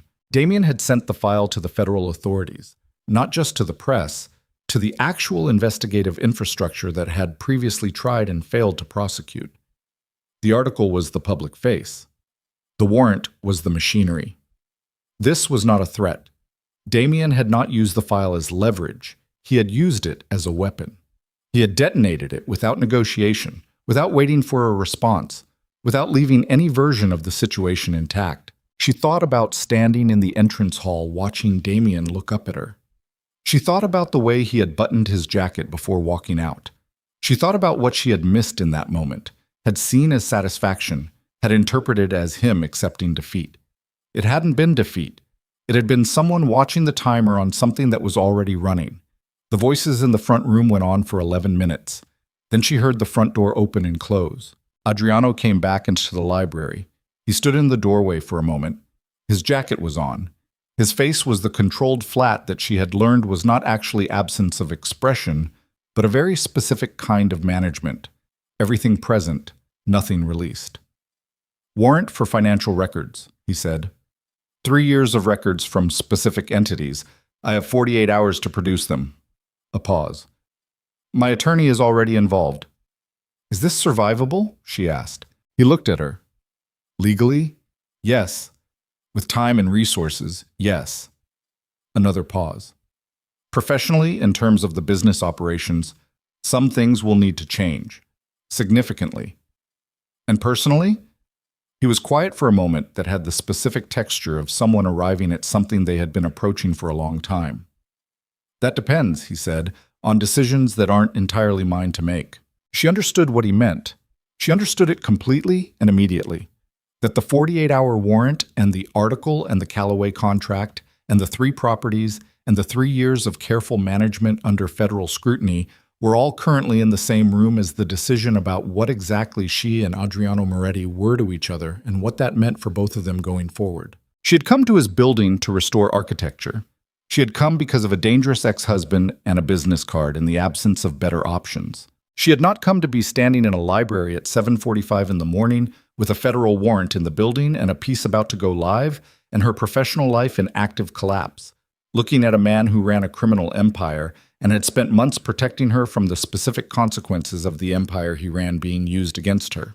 She had not planned any of this. She also understood, with the cold clarity of a woman who had stopped lying to herself about important things, that somewhere in the past 6 weeks she had stopped thinking of this building as a place she was working and started thinking of it as somewhere she had chosen to be. That distinction was going to matter very soon. Her phone buzzed again. She looked at it. A message from an unknown number. No words, just a photo. The photo showed Marta's apartment building on 86th Street, taken from across the street, time-stamped 40 minutes ago. Marta's third-floor window was lit. The message was clear without being stated. I know where she is. I know she's home. The protections around her are currently occupied elsewhere. Claire looked at the photo. She looked at Adriano. She looked at the photo again. He's not done, she said, her voice coming out very quiet. The warrant, the article. That wasn't the end. That was to pull your attention here. She held up the phone. Marta. Adriano looked at the photo. Something happened in his face that was not any of the controlled things she had seen before. Something that was simply, without management, fury. He reached for his own phone. But Claire was already moving toward the door because she understood now that waiting for protection was not the same as being protected, and that the woman in the third-floor window 40 minutes ago had nothing to do with divorce settlements or architectural contracts or federal warrants or criminal empires. She was Claire's oldest friend, and Claire had run out of time for being careful. Claire was out the library door before Adriano finished dialing. She heard him say her name, sharp, with the specific edge of a man who was not accustomed to people moving faster than his instructions. But she was already in the entrance hall, already pulling her coat from the hook by the vestibule, already running the math on 40 minutes in a lit window, and a woman who left for work at 8:15 and had no idea that the photograph on Claire's phone existed. Adriano caught her at the front door. Not grabbing. He didn't grab. He put himself between her and the door with a speed that she hadn't anticipated from a man who usually moved with such deliberate economy, and she pulled up short because the alternative was walking directly into him. You can't go out there alone, he said. Then come with me. I have 2 men outside, but they're on the warrant situation. I need 60 seconds to redirect them. His voice was controlled, but the control was working harder than usual. 60 seconds. She looked at her phone. The timestamp on the photo was 43 minutes ago now. 30, she said. He was already on the phone. He spoke in Italian, fast and low, the same rapid-fire Italian that Damien had used in the café, except that this felt entirely different. Not threat, not cruelty, but the compressed efficiency of a man who had been giving operational instructions for 12 years and had never once needed to repeat himself. He was done in 20 seconds. Cars coming around, we go together. Adriano? Together, he said. Non-negotiable. She didn't argue. There wasn't time to argue, and she was honest enough to acknowledge that she didn't want to. The car was a dark sedan, already running, a man she had seen in the building before at the wheel. Late 30s, broad through the shoulders, with the particular quality of stillness that she had come to associate with the people in Adriano's orbit who were not employees in any ordinary sense of the word. Adriano put her in the back seat and got in beside her, and the car was moving before the door was fully closed. Her schedule, Adriano said. She leaves at 8:15, takes the 86th Street crosstown to the east side. Claire was watching her phone, watching for another message from the unknown number that didn't come. She's a physical therapist. Her first appointment is at 9. She's religious about being early. It's 7:52, 23 minutes. Claire felt the arithmetic of it in her chest, a tight mechanical feeling that was not quite panic because panic was useless. And she had trained herself out of useless responses over 3 years of marriage to a man who used her panic against her. But something adjacent to panic, something with the same physical signature, shallow breathing, cold hands, the specific hyper-clarity that arrived when the body understood the stakes were real. What does he want with her, she asked, though she already knew. Leverage, Adriano said. Demonstration. He's had a bad 48 hours. The conversation in the entrance hall didn't go the way he planned. The legal response to his filing was more aggressive than he expected. He needs to reestablish that he has reach you can't neutralize. By threatening Marta. By touching Marta, a threat he's already demonstrated he can carry out. The car hit a red on 65th and the driver didn't hesitate. Through the intersection, a taxi horn blaring behind them, the smooth mechanical acceleration of a vehicle with a great deal of engine under the hood. Claire gripped the door handle without thinking about it. The man he's using, she said. The one who took the photograph. Is he... One person, possibly two. Adriano was on his phone again, reading something. He's not sending an army. This is a message operation, not an extraction. What's the difference? An extraction requires preparation and clean exit routes. A message operation requires one person to do one thing visible enough that the target understands it was intentional. He looked up from the phone. He wants Marta frightened. He wants you to receive that fear and understand that his reach is longer than your response time.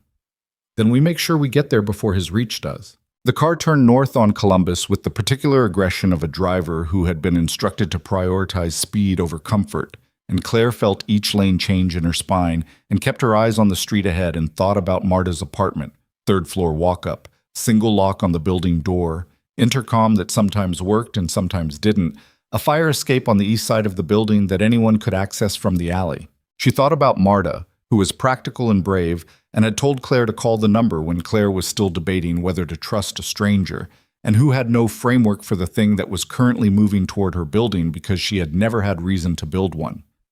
I should have told her more, Claire said. It came out flat, a statement of fact rather than self-recrimination, but it carried weight. Adriano looked at her. You told her what you knew when you knew it. I knew more than I said. I knew what he was capable of, and I kept it vague because I didn't want to frighten her. She kept looking at the street. That was the same thing Damien did to me, managing information to manage the person. Adriano was quiet for a moment. That's not the same thing.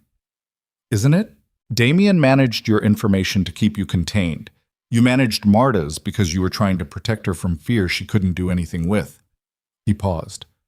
The intention isn't the only thing that matters. But it isn't nothing. She absorbed that without responding. The car hit 86th Street at 7:58, 4 minutes to the building. Her phone buzzed. She had looked at it with the lurching certainty that it was another photograph, something worse, something time-stamped in the last few minutes. But it was Rachel Brenner. She answered. The piece went live 2 minutes ago, Rachel said, without preamble. I've already had 2 calls from journalists asking for comment. I've said nothing. Calloway's office called, not Marcus himself, his communications director, asking for a statement. A pause. Claire, how do you want to handle this? Not right now, Claire said. I understand the timing is, Rachel, not right now. A silence. Call me when you can. She ended the call. Put the phone in her pocket, kept her eyes on the street. The car stopped half a block from Marta's building at 8:01. 14 minutes until Marta's usual departure. Adriano was out of the car the same moment Claire was, the driver staying behind them, and Claire was already scanning the street the way she had learned to scan streets, not the casual survey of someone checking for traffic, but the specific methodical reading of someone looking for things that were wrong. She saw him almost immediately. He was across the street from Marta's building, partially obscured by the scaffolding on the neighboring brownstone that had been under renovation for most of the year. A man in dark clothing, mid-30s, with the particular stillness of someone who was waiting rather than existing, the quality of a person who had chosen their position deliberately and was occupying it with professional patience. He had a phone in his hand. He was watching the building entrance. East side of the scaffolding, she said, her voice low. Adriano had already seen him. Yes. Does he have... I can't tell from here. His voice was controlled in a way that communicated the answer might not matter. Stay with the car. Adriano. But he was already moving, and the driver was moving with him in the unhurried, purposeful way that she had come to understand was the operational register of people who had done this before. Not running, not telegraphing urgency, just walking across 86th Street with the directional intent of men who had decided something. Claire stood beside the car for approximately 4 seconds. Then she went the other way. The building intercom sometimes worked and sometimes didn't. She had been to this building enough times that she knew the door code. Marta had given it to her 2 years ago when Claire had needed to pick up a key. She punched it in without slowing down and was through the door and up the first flight of stairs before the door finished closing behind her. 3rd floor. She took the stairs at a pace that wasn't quite running, the kind of fast, deliberate climb that didn't announce itself as panic. 1st landing, 2nd landing. The carpet on the stairs was the same worn burgundy it had always been, the same faded strip of brass carpet tack on each riser that she had navigated in the dark twice after late dinners that ran long. She knocked on the apartment door. Marta opened it in 12 seconds, which meant she was already up and dressed and moving through her morning, which meant the timeline was exactly what Claire had feared. Marta looked at her. Marta was 40, compact and dark-haired, and possessed of a directness that had been Claire's lifeline during the worst of the marriage years. She took one look at Claire's face and stepped back from the door. "What happened?" she said. Not a question. "You need to not leave this building right now." Claire was inside and had the door closed before she finished the sentence. "I need you to call your first appointment and push it. Do you have someone who can cover?" "Claire, I know, I'll explain everything, but right now I need you to make that call." Marta looked at her for one more second, reading her the way Marta read people, with the clinical directness of someone trained to assess bodies and the intelligence of someone who had known Claire for 15 years. Then she picked up her phone. Claire went to the window that overlooked the street below. Adriano and the driver had reached the man by the scaffolding. She couldn't hear the exchange from 3 floors up through a closed window, but she could read the geometry of it. 3 bodies, specific spatial arrangement, the man against the scaffolding with the other 2 at an angle that eliminated easy movement in any direction. The man's phone was in Adriano's hand now. How that transfer had happened, she hadn't seen. It lasted 4 minutes. Then Adriano stepped back. The man moved away from the scaffolding with the particular gait of someone who had received information about the cost of alternative choices, turned east, and did not look back. Adriano looked up at the building. She wasn't sure if he could see her at the 3rd floor window. The morning light was coming from behind her, and the glass was old and slightly reflective, but she raised her hand anyway. He held up the phone he had taken. Then he started toward the building entrance. Behind her, Marta said, "My 9 o'clock is pushed. My 10 is fine where it is." A pause. "Now explain to me what is happening." Claire turned around. Marta was sitting on the arm of her couch with her arms crossed and her expression carrying the particular combination of worry and controlled impatience of a person who had been frightened on behalf of someone they loved and had processed it into readiness. Claire told her. Not the managed version. Not the version that protected Marta from details she couldn't do anything with. The whole thing.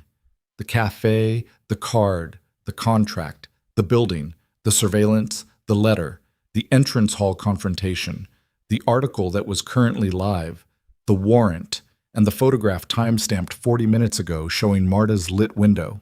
She was still talking when Adriano knocked and Marta let him in, and she finished while he stood near the door with the man's phone in his hand and the driver visible in the hallway behind him. When she stopped, the apartment was quiet. Marta looked at Adriano. Adriano held her gaze with the equanimity of a man accustomed to being assessed by people deciding whether to trust him. "You're the organized crime person," Marta said. "Yes," he said. "And you've been protecting her for 2 months." "Yes," Marta looked at Claire. "And you're in love with him." The apartment got very quiet. Claire felt the heat that moved into her face and recognized it as the physical evidence of something she had been refusing to name in those exact words, even to herself, even in the dark of the 4th floor bedroom during the hours of not sleeping. She didn't answer. Which was, she knew, its own answer. Marta looked back at Adriano. "What happens to her if I'm a target?" "You're not a target in any permanent sense," Adriano said. "You were leverage. The leverage has been addressed." He set the confiscated phone on Marta's kitchen counter. "The photographs on this phone have been deleted. The man who took them has been encouraged to find different employment." "Encouraged," Marta repeated, strongly. Marta uncrossed her arms. She picked up the phone and looked at the blank screen. "What does strongly encouraged mean in your world?" It means he'll wake up tomorrow with a complete understanding of why this particular line of work isn't worth it. A pause. He won't be back. Marta set the phone back down. She looked at Claire with the expression she had been giving Claire for 15 years when Claire was in a complicated situation that Marta had opinions about. You moved into his house. I'm working on his building. You moved into his house, Marta said again, and the distinction was its own complete sentence. Claire opened her mouth, closed it. Does he know? Marta asked. Know what? That you're in love with him. The apartment was very quiet again. The morning sounds of 86th Street came through the window. A bus, a delivery truck, someone's dog, the ordinary Thursday morning texture of a city block that had no idea how close something bad had come to it 20 minutes ago. We need to talk about what comes next, Claire said. Damien isn't done. The article is live, the warrant is in motion, and I have 22 hours left on a promise I made to Marcus Calloway. She looked at Adriano. I need a plan, a real one, not just reaction. Adriano had been watching her with an expression she couldn't entirely read. When she said, I need a plan, something in his face settled. A return to operational mode, she thought, the part of him that was most comfortable when there was a problem with edges. Marta needs to not be here for the next 48 hours, he said. Not negotiable. Marta started to object. Adriano looked at her directly. He used you to get to her. As long as you're accessible, he'll use you again. I can arrange somewhere comfortable, and I have patience, Marta said. I can arrange coverage. Marta stared at him. You can arrange physical therapy coverage.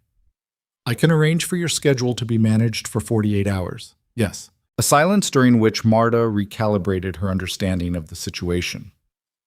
Fine, she said, with the tone of someone tabling a larger argument for a more appropriate moment. Where? An hour later, Marta was packed and in the car with the driver heading to a specific address in Midtown that Adriano had arranged by phone in the time it took Claire to help Marta choose what to bring. Claire stood on the sidewalk and watched the car until it turned the corner and then stood there for another moment in the October morning air, feeling the particular quality of silence that arrives after something that might have been very bad has resolved into something merely difficult. Adriano stood beside her, not touching, just present, in the way he was consistently present, available, oriented, not requiring anything from her. The plan, she said. Walk, he said. I think better walking. They walked east on 86th in the direction Marta's car had gone, not following it, just moving through the morning because he was right that some thinking required motion. The street was doing its regular business around them. Coffee carts, dry cleaning pickup, a school group moving in a loose cluster with the specific chaotic energy of children on a field trip. Damien has now fired everything he was holding, Adriano said. The investigation, the press piece, the personal pressure on your clients and on Marta, he has discharged his full arsenal. Unless there's something else. There's always potentially something else, but the pattern of escalation suggests he believed this round would be decisive. He expected the warrant to produce immediate paralysis on my end, and the article to collapse your professional standing so completely that you'd have nowhere to go. He paused. He didn't account for you. I don't have anywhere to go, she said. The article is live. Calloway has 21 hours. My other clients are going to read it and make their own calls. Calloway is the anchor. If Calloway holds, the others follow. And if he doesn't, then we work with what remains. She thought about the building on 67th Street, the marble floors and the mahogany staircase and the ghost of silk wall coverings and the servants' stairs with the extraordinary newel posts. She thought about the months of work already done, the months ahead. She thought about whether any of that survived the next 24 hours. She thought about what she was actually willing to lose and what she wasn't. I need to talk to Marcus myself, she said. In person, today. That's the right call. I need to tell him the truth, not a managed version. The actual truth about who you are and what the building is and why I'm there. Adriano stopped walking. She stopped with him. They were on a corner with a flower stand at the curb, the vendor arranging buckets of dahlias and late-season sunflowers, with the routine efficiency of someone doing this for the 10,000th time. That may cost you the contract, he said. I know. If Calloway terminates, the others, I know what it may cost. She held his gaze. But the alternative is building the next 3 years of my professional life on a version of events that isn't true, And I'm not doing that. I spent 3 years building a marriage on versions of things that weren't true. I'm not doing that again. She paused. I'll tell him the truth about what the project is and why I took it. What he does with that is his decision. Adriano was looking at her with the complete unhurried attention that she had stopped finding unnerving some time in the past 6 weeks. The attention that had started to feel like the opposite of what she had expected it to feel like. All right, he said. And I need you to let me do it without running parallel management on the outcome, she said. Whatever I say to Marcus, whatever he decides, let that be what it is. All right? I mean it. Claire. His voice had a quality she didn't hear in it often. Something underneath the control. Something that had decided to be direct. I know you mean it. I also know I've made it complicated for you to know what I mean when I say something, so I want to be clear. He held her gaze. When I agree to something, I keep it. Full stop. She looked at him in the October morning on the corner by the flower stand and thought about 3 years of agreements that weren't kept and promises that were instruments of control and a man who had smiled at charity galas and put his hand through walls in private.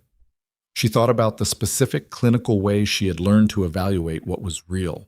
She thought about the past 6 weeks and what she had actually observed. I know, she said. It surprised her slightly how much she meant it. They called Marcus Calloway from the car on the way back to the townhouse and arranged a meeting for noon. Adriano disappeared into the library with his attorney on the phone for the 2 hours before she had to leave for Calloway's office. And Claire went upstairs and stood in the 4th-floor bathroom and looked at herself in the mirror with the unsparing honesty of someone who needed to know exactly who they were walking into a room as. She looked tired. She looked like someone who had been running on adrenaline and purpose and inadequate sleep for 2 months. She also looked, she thought, like someone who had stopped apologizing for taking up space, which was a look she had not seen on her own face in a long time. She changed into the clothes she wore when she wanted to be taken seriously. Dark trousers, a well-cut jacket she had bought before the marriage with money she had earned, the professional armor of a woman who had learned that presentation wasn't vanity, it was communication. She fixed her hair. She picked up her portfolio. She went downstairs. Adriano was in the library doorway. He looked at her. A single, complete look. The kind that took inventory without performing it.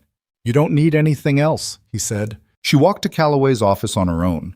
She told the car to drop her 2 blocks away because she wanted the 2 blocks, wanted the physical act of walking into the meeting under her own power. She went through the lobby of the building, took the elevator to the 14th floor, gave her name to the receptionist, and sat in the waiting area for 3 minutes looking at the architecture of the space and thinking about original design intention versus contemporary intervention, which was the thought process that calmed her more reliably than any other. Marcus Calloway came out himself to collect her, which was a choice that meant something. He showed her into his office, real office, not a conference room, bookshelves and a desk with actual work on it, windows overlooking Midtown with the particular compressed energy of Manhattan at noon. He sat. She sat. Tell me, he said. She told him. 31 minutes.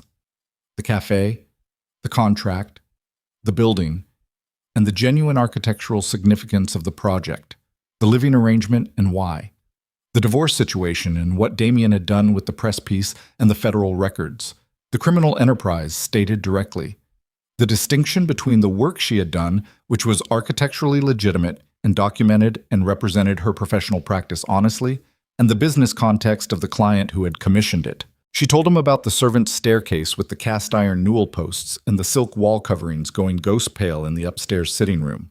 She told him that the building was one of the most significant unreported surviving examples of 19th-century residential architecture in Manhattan, and that the restoration was going to be the best work of her career. She told him the truth about all of it and let it be what it was. When she finished, Marcus Calloway was quiet for a moment. He was looking at his desk, not at her, with the particular inward expression of someone running a genuine calculation rather than a defensive one. The federal investigation, he said. Is it going to result in charges? I don't know, she said. That's an honest answer. If it does, if he's charged, the building goes into legal limbo potentially. Yes, potentially. The project could be suspended pending resolution. She paused. That's a real risk. But the work you've done so far is documented. The plans exist regardless of what happens to the building ownership. Yes. Another silence. The article describes you as compromised, as having your judgment affected by a personal relationship. My judgment, she said, is documented in every structural decision I've made in that building for the past 6 weeks. I can produce those documents. You can have your own structural engineer review every decision I've made for any evidence of anything other than best professional practice. She held his gaze. What you'll find is that I've been doing excellent work under complicated circumstances. The circumstances don't contaminate the work. Marcus Calloway looked at her for a long moment. My board is going to ask about this, he said. I know. Some of them are going to push to suspend the contract pending clarity on the Moretti situation. I know. What do you want me to tell them? She thought about it. Tell them that you hired me for the quality of my work and that the quality of my work hasn't changed. Tell them that you met with me directly and asked hard questions and got direct answers. Tell them whatever you actually believe after this meeting. She paused. I'm not asking you to protect me, Marcus. I'm asking you to make an informed decision. He was quiet for another moment. Then he put both hands flat on his desk, which was a physical gesture she had seen him make before when he had decided something. I'm going to need a week, he said. Before I make any formal announcement to the board, I need a week. The investigation will clarify or it won't. The dust will settle or it won't. He looked at her directly. But I'm not terminating. Not today. Not based on an anonymous press piece and a federal warrant that hasn't produced charges. She held his gaze. Thank you. Don't thank me. Bring me the best restoration project this city has seen in 20 years. She was back in the car at 1:43, and she sat in the back seat for a moment before telling the driver to move, and she let herself feel what she felt. The shaky relief of it, the bone-tired weight of the morning, and underneath both of those things a clarity that had been building for a long time and had arrived now, fully. She called Adriano. Calloway is holding, she said. A pause. Good. He needs a week. The investigation needs to clarify. I'm working on it. I know. She paused. I need to talk to you when I get back. Another pause, different in quality from the first. I'll be here? She watched Manhattan move past the car windows on the way back to 67th Street, the city doing its relentless Thursday afternoon thing, pedestrians and deliveries and yellow cabs, and the permanent scaffolding of a place in constant reconstruction. She thought about what she needed to say when she got back. She had been thinking around it for weeks, circling it the way you circle a structural problem you haven't fully diagnosed yet, taking measurements from different angles. She knew now what the diagnosis was. She had known, if she was honest, for longer than she had admitted. The car stopped outside the townhouse. She got out. She stood on the sidewalk and looked up at the limestone facade with its damaged cornices and its arched windows and its 130 years of surviving things. And she thought about the first time she had stood here and seen the bones underneath the damage and known immediately that it was worth everything it was going to cost. She went inside. He was waiting in the entrance hall, not pacing, not performing expectation, just present, in the way he was always present, with the quality of a person who had decided where they were going to be and was being there completely. She stopped 2 feet from him. The entrance hall was quiet. Outside, the city continued. Above them, the chandeliers hung in their plastic sheeting, waiting. I know what you're going to say, he said. Do you? I've known for some time. His voice was very quiet. I've been waiting for you to be ready.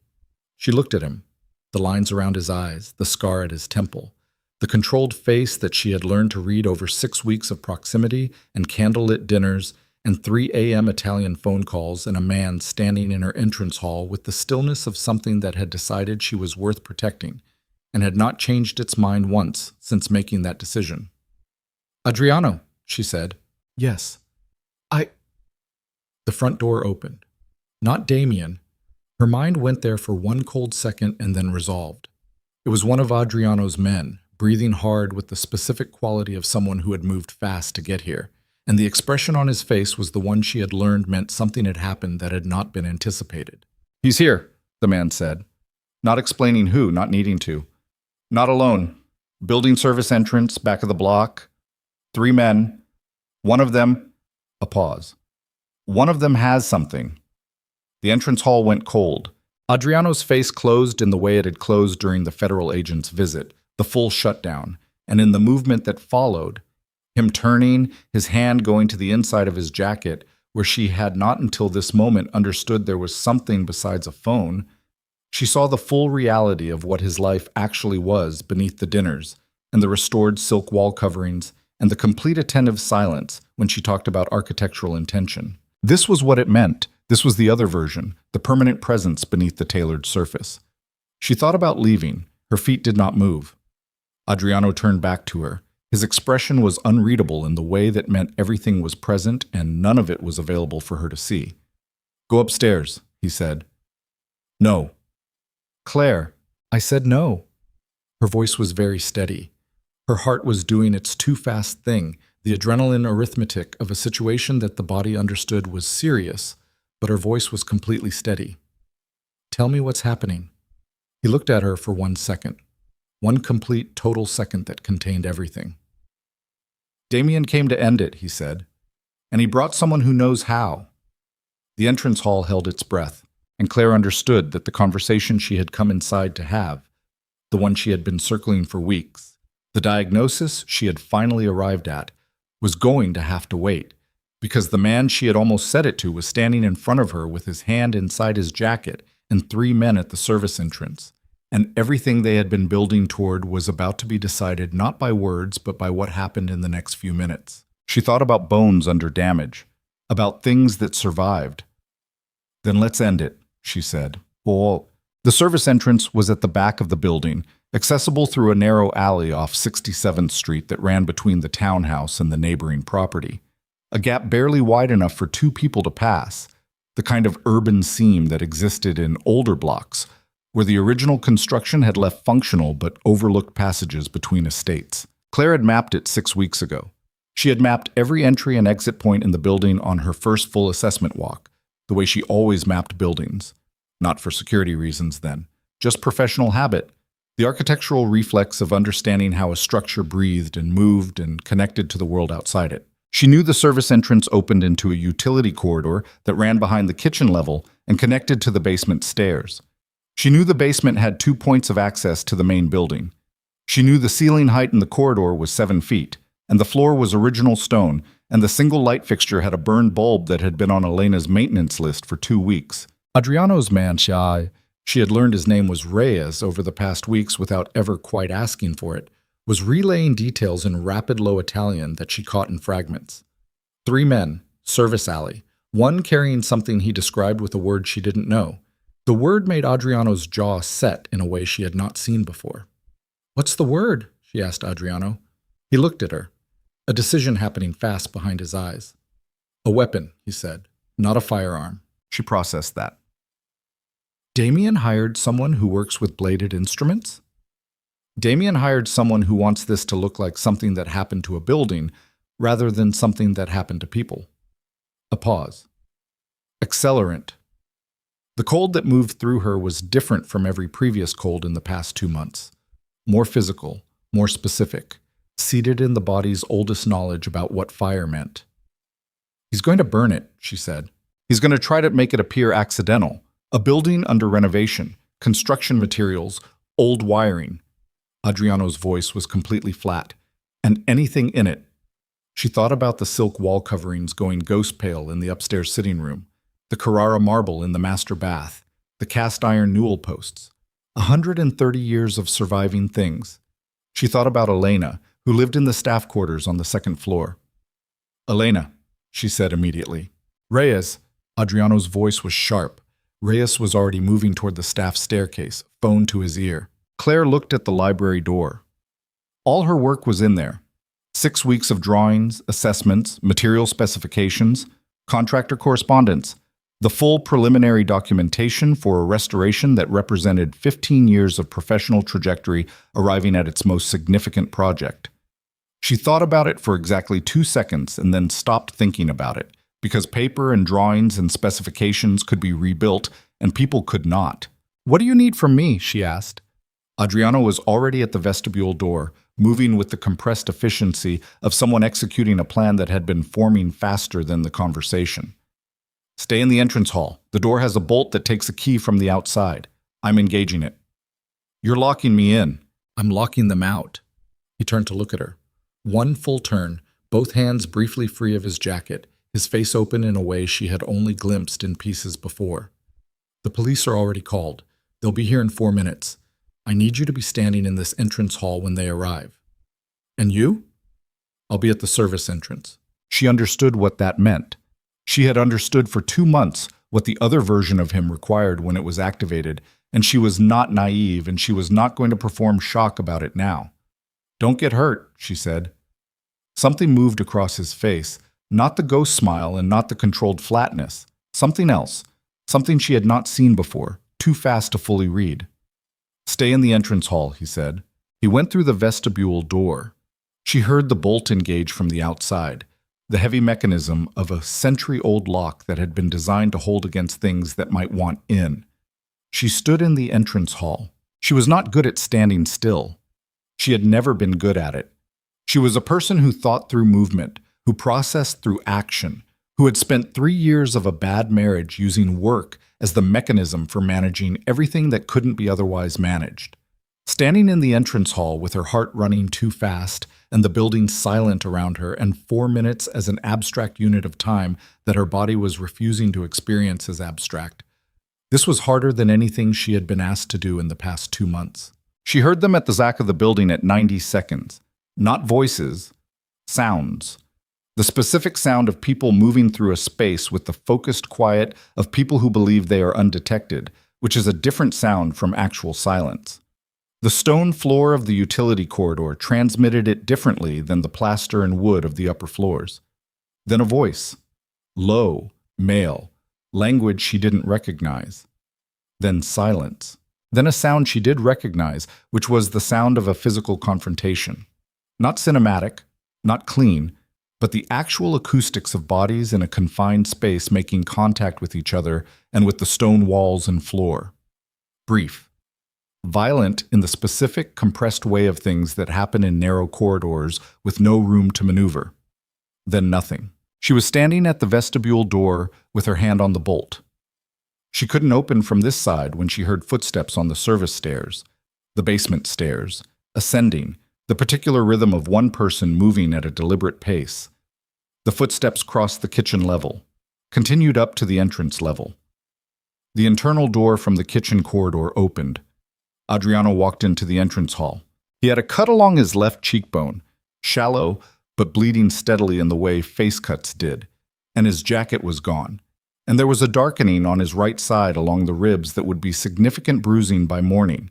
He was breathing harder than she had ever seen him breathe, the controlled respiration fully abandoned, his chest moving with the visible effort of someone whose body had been working at its limit for the past 4 minutes. He looked at her standing at the vestibule door with her hand on the bolt that wouldn't open, and something crossed his face. Not relief exactly, something more complicated than relief. Something that had been held in reserve for a long time and was now very close to the surface. "Are you hurt?" she asked. Her voice came out completely steady, which was not what her interior felt like. "No." A pause. "Yes. Ribs, not broken." He moved toward her at the same careful pace, favoring his right side. The 3 men. Reyes has 2. The third, the one with the accelerant, ran. He stopped 6 feet from her. "He'll be found. He won't be a problem after that." She looked at the cut on his cheekbone. She looked at the careful way he was holding his right side. She looked at his face, the lines and the scar, and the controlled surface that was not, right now, fully controlled. She crossed the 6 feet between them. She put her hand against his face, carefully, not touching the cut. Just her palm against the line of his jaw, and she felt him go very still the way he had gone still in the café when he had made a decision and was committed to it. "Claire," he said. "Don't," she said. "Don't manage it." He closed his eyes for approximately 2 seconds. She felt his jaw move under her hand. When he opened them again, the surface was not reconstructed the way it usually reconstructed. It was something she had not seen in his face before. Not fully. Not like this. It was the face of someone who had stopped carrying something very heavy and was in the first moment of not carrying it. I need to tell you something, she said. I know what you need to tell me. Let me say it anyway. He held her gaze. The entrance hall was very quiet. The chandeliers above them hung in their plastic sheeting. The marble floors held their cracked geometric pattern. The mahogany staircase waited in its partial restoration, the whole extraordinary, ruined, magnificent building holding its breath around them. I love you, she said.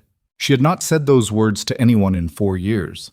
The last time she had said them, they had been hope performing as certainty, faith mistaken for evidence, the things she had wanted to be true that she had said aloud often enough to believe. She had learned, in the years since, the difference between the two kinds of saying. This was not hope performing, this was observation arriving at its conclusion. Adriano looked at her.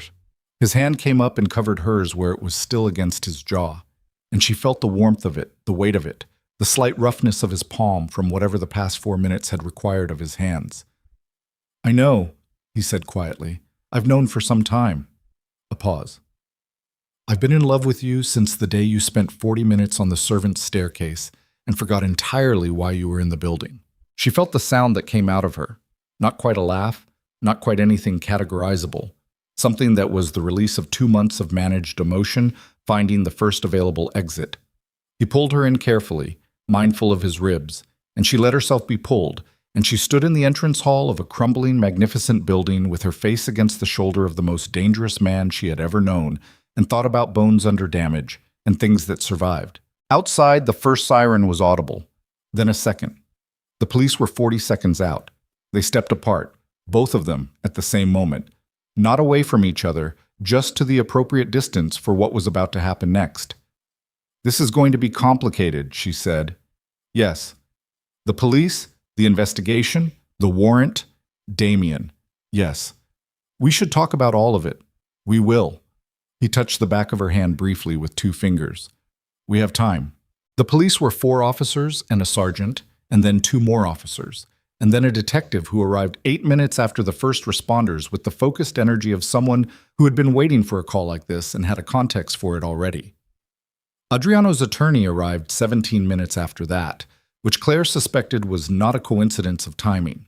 She stood in the entrance hall and answered questions with the direct accuracy she had always brought to difficult conversations, and she watched Adriano do the same from across the room, measured, precise, giving exactly the information required and framing it with the practiced exactness of someone who had been doing this for 12 years. She watched the detective watch him with the particular expression of a man who respected the game, even when he was on the opposite side of it. Reyes was in the basement with 2 men who were going to have legal problems for a very long time. The third man was found 40 minutes later 3 blocks east, the accelerant equipment still in his possession, which was a piece of evidentiary good fortune that Claire recognized as not entirely accidental. The detective asked her at one point about her relationship to the building and to Mr. Moretti, and she answered both questions with the same direct honesty she had brought to Marcus Calloway's office that afternoon. The detective wrote it down and looked at her with an expression she couldn't fully categorize and moved on to the next question. Damien Vale was taken into custody at his apartment on Park Avenue at 11:14 that night. She found out from Rachel Brenner, who called with the information and the specific quality of controlled excitement that trained legal professionals produced when something had gone significantly in their client's favor. Conspiracy to commit arson. Conspiracy to commit assault. The third man, whose legal situation was now very complicated, had been cooperative in the way that people become cooperative when cooperation is the only remaining path to a reduced sentence. The divorce proceedings, Rachel said, are going to look very different now. Claire sat on the edge of the 4th-floor bed and looked at the restored ceiling plaster. She had completed the repair work on that section 2 weeks ago, the original design fully recovered, the damage addressed and resolved, and felt the slow metabolizing of 2 months of sustained crisis beginning to move through her system. Handle it, she told Rachel. Handle all of it. I trust your judgment. She sat with the phone in her lap for a long time after that. Elena knocked at 10 past midnight and brought tea without being asked, set it on the bedside table with her usual efficient grace, and paused at the door. The cut on his face, Elena said. He won't let me near it. Claire looked up. Elena's expression was the expression of a woman who had been managing this household and this man for a significant number of years and had developed opinions about both. He's in the library, she added, and left. Claire went downstairs. He was at the desk with his jacket still gone and his shirt sleeves rolled and the cut on his cheekbone dried now but still needing attention. There were documents in front of him. She recognized the format of legal correspondence, and his phone was face down on the desk, which meant he had finished the calls he needed to make and had not yet decided what came next. She found the first aid kit in the kitchen with the efficient navigation of someone who had spent 6 weeks learning where everything in a building lived. She brought it back to the library and sat in the chair across from him and opened it without asking. "You don't need to," he started. "I know I don't need to." She found the antiseptic wipe and the appropriate closure strips. "Hold still." He held still. She cleaned the cut with the careful precision she brought to everything that required it, and she felt him watching her face while she worked with the attention that had never stopped being complete and unhurried, even when everything around them was neither of those things. "The warrant," she said, focusing on the cut. "What does your attorney think?" "That it's manageable. The records they've requested are clean. The investigation was targeted at a specific period, and the documentation from that period is solid." A pause. "There will be an uncomfortable few months. Some operations will need to restructure. Several relationships will need renegotiation." Another pause. "It will require significant changes. To your business. To my life." He was quiet while she applied the closure strips. "I've been thinking about changes for some time. Before all of this, the building was part of that." She smoothed the last strip into place and sat back slightly. "The building was part of what?" He looked at her. "I'm 39 years old," he said. "I have run something that I inherited at 31 because I was the only one available to run it, and because I didn't know how to do anything else. I have spent 8 years being competent at a thing I did not choose and managing the cost of that competence." He paused. "When my grandfather left me this building, he left a letter with it.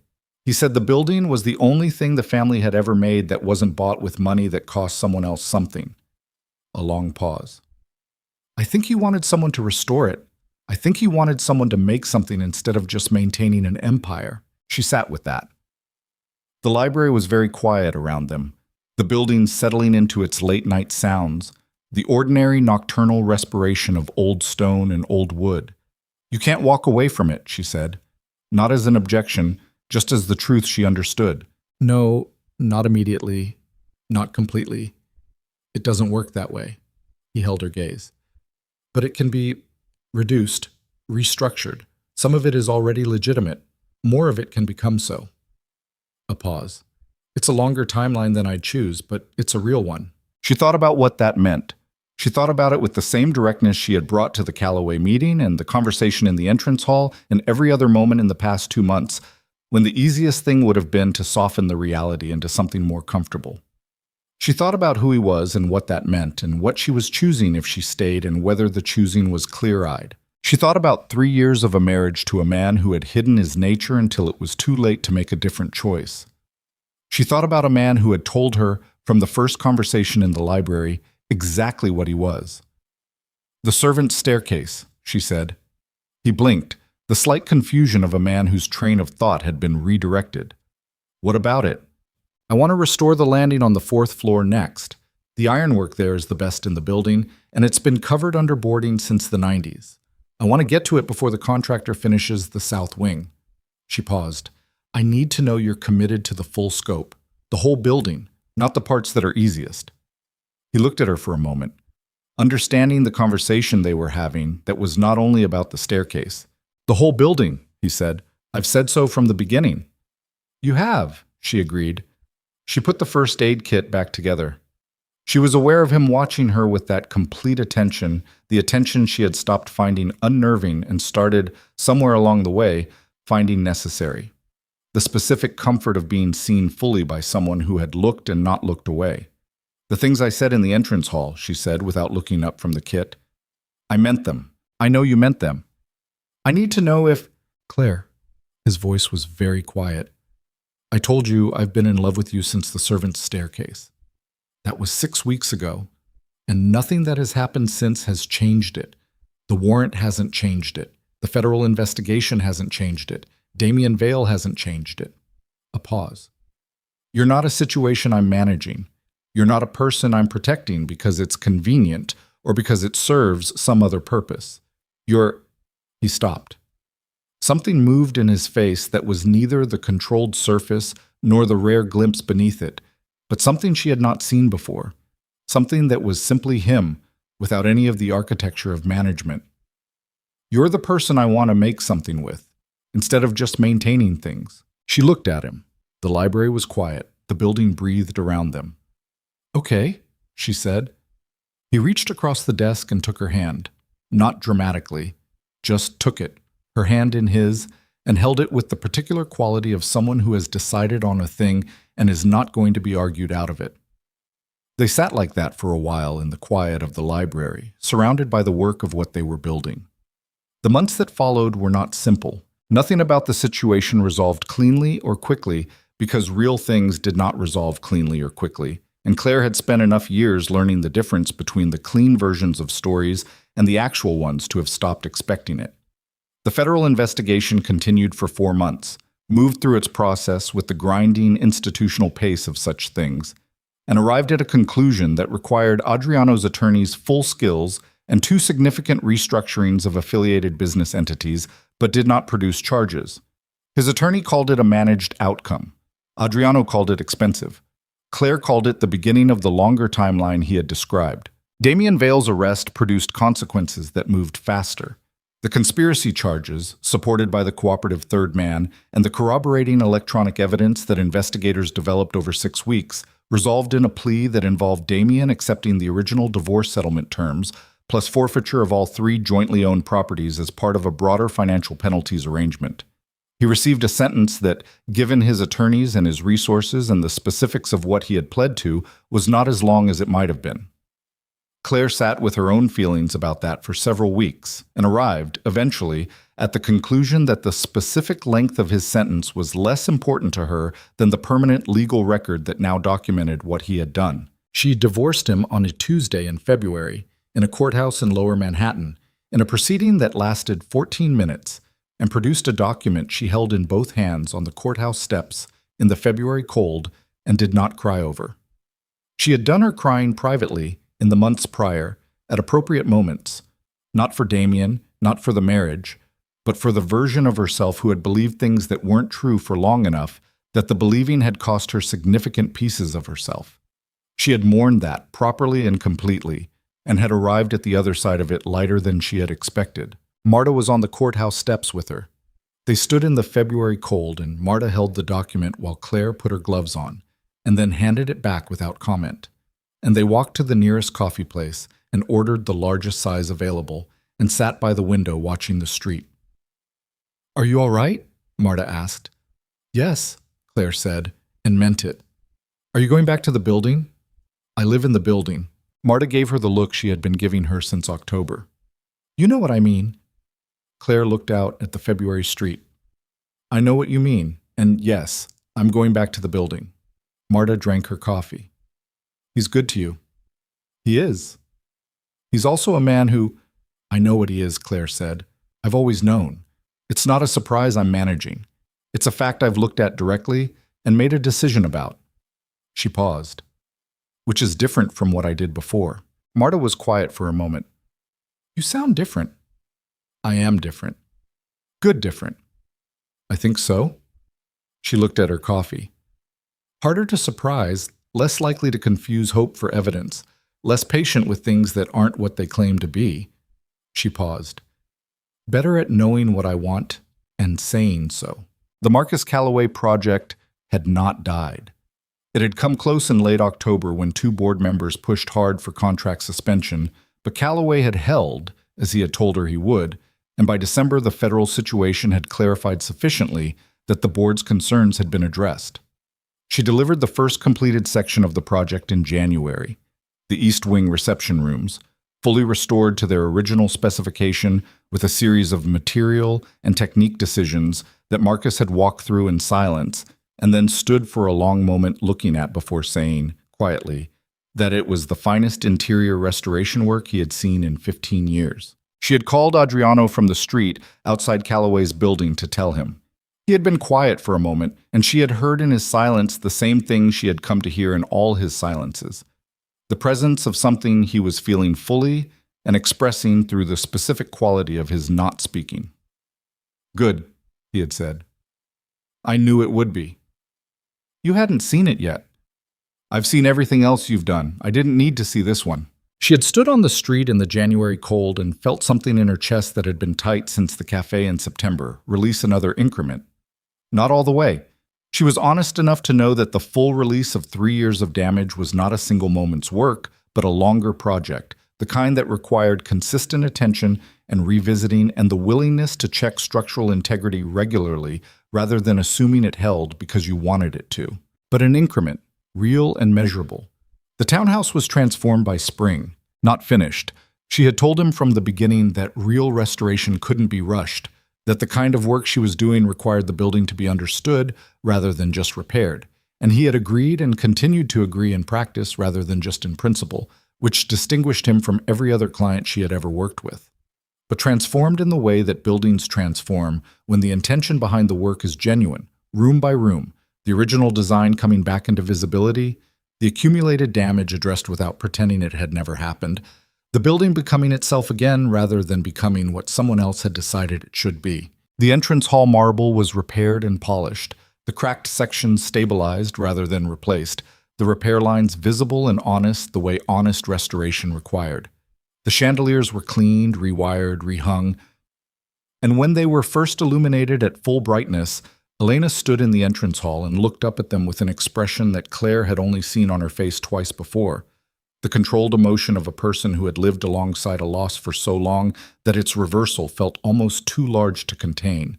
The servants' staircase was the project Claire had spent the most time on. The ironwork was exceptional. She had been right about that from the first walkthrough, and the full restoration, which required a specialist she had located in Philadelphia and brought to Manhattan for 3 weeks, had revealed details in the casting that she had not been able to see through the accumulated surface treatment. She had photographed every inch of it when it was finished and sent the photographs to 2 colleagues whose work she respected, both of whom had responded with the specific reverence that people in her field reserved for things that were genuinely significant. Adriano had found her on the staircase landing on the evening it was finished. She was sitting on the top step of the restored section, looking at the ironwork in the early evening light coming through the window at the landing, doing the things she had been doing since the first walkthrough, looking at it and understanding it. He sat on the step beside her. They sat there for a while without talking, the building quiet around them in the specific late afternoon way of buildings whose day's work is done. The ironwork caught the light. The restored plasterwork on the staircase walls held the shadows cleanly. "Do you remember what you said," she said, "about your grandfather's letter?" "Yes." "That he wanted someone to make something, instead of maintaining things." "Yes." She leaned her head against his shoulder. "I think he'd like what we're making." He was quiet for a moment. Then he put his hand over hers where it rested on the stair beside him, and she felt the warmth of it, the particular weight of it, the same 2-finger gesture from the library on the night everything was over and everything was beginning that had become, over months, one of the things she knew about him, the way you know things about people you have decided to know fully. "I think so too," he said. They were married in October, 1 year almost exactly after the morning in the café. On the rooftop terrace, restored over the summer, the ironwork railing repaired, the original layout recovered, the views of Manhattan in every direction exactly what someone in 1887 had stood here and envisioned, with 20 people who mattered to them, and the city spread out below like a proof of something. The ceremony was brief and direct, which was how both of them preferred things. Claire wore a dress she had chosen herself without consultation, dark and clean-lined, and she stood on the rooftop in the October sun and said the words she meant with the same directness she brought to everything that mattered. And she watched Adriano say his with the particular quality of a man who did not make promises easily, and therefore meant the ones he made absolutely. Marta cried, which she did not acknowledge when Claire looked at her. Elena did not cry, which meant nothing, because Elena never cried. Afterward, they stood at the rooftop railing with the city below them and glasses in their hands, and Adriano looked at the skyline with an expression she had come to know as the one he wore when he was processing something he did not have words for yet. "What are you thinking?" she asked. I'm thinking about the building, he said. Which part? All of it. What it was when you came. What it is now. He looked at her. What you did to it. What we did, she said. It takes two. He looked at her for a moment with the complete attention that had never changed from the first day in the café and had stopped being unnerving and started being the thing she looked for in the morning when she came downstairs, and the thing she understood, without drama, was one of the essential conditions of her life now. Yes, he said, what we did. Below them, Manhattan moved through its evening, indifferent and relentless and full of the ongoing human business of building and losing and building again, of people in cafes and strangers in corner booths, and the particular algebra of moments that look like accidents until you understand what they were. She had come to sign divorce papers and had left with a business card and a different life. She had come to his building to restore architecture and had restored something else at the same time, the way restoration work always went. You came for the visible damage, and you found the bones. And if the bones were sound, the rest was just work. Difficult, necessary, honest work that required you to understand what you were dealing with before you could decide what it could become. The bones had been sound. The rest had been work. And standing on the rooftop of a building that had come back to itself after decades of careful neglect, in a city that kept moving through the dark below them, Clare Moretti, felt the thing that she had stopped trusting she would ever feel again. The thing that was not hope mistaking itself for evidence, but evidence arrived at through full attention and clear eyes and the willingness to look at difficult things directly. She felt unafraid, not because the world had become safe. She understood too clearly now that the world did not become safe, that safety was not a permanent condition, but a daily construction, that the person beside her carried a world she would spend years understanding, and that the understanding would sometimes be hard and would always be honest. But unafraid the way that people who have survived something are sometimes unafraid afterward, not because they have forgotten the cost, but because they have paid it fully and know now what they are capable of paying, and they have looked at what remains after the pain and found it worth the price. She put her hand on the restored ironwork railing, the cold October iron solid under her palm, and looked out at the city that had been running its own business all along, completely indifferent to every choice she had made in the past year, and felt for the first time in longer than she could clearly name, completely and simply grateful. "Let's go inside," she said. "It's cold." "In a minute," he said, the same way he always said it when he wasn't done with a view. She left her hand on the railing. She waited the minute. The city moved below them. The building held them. The night came down over Manhattan the way it always did. Completely, without apology, indifferent to everything that had happened in its hours and everything that would happen in the ones ahead. And neither of them looked away.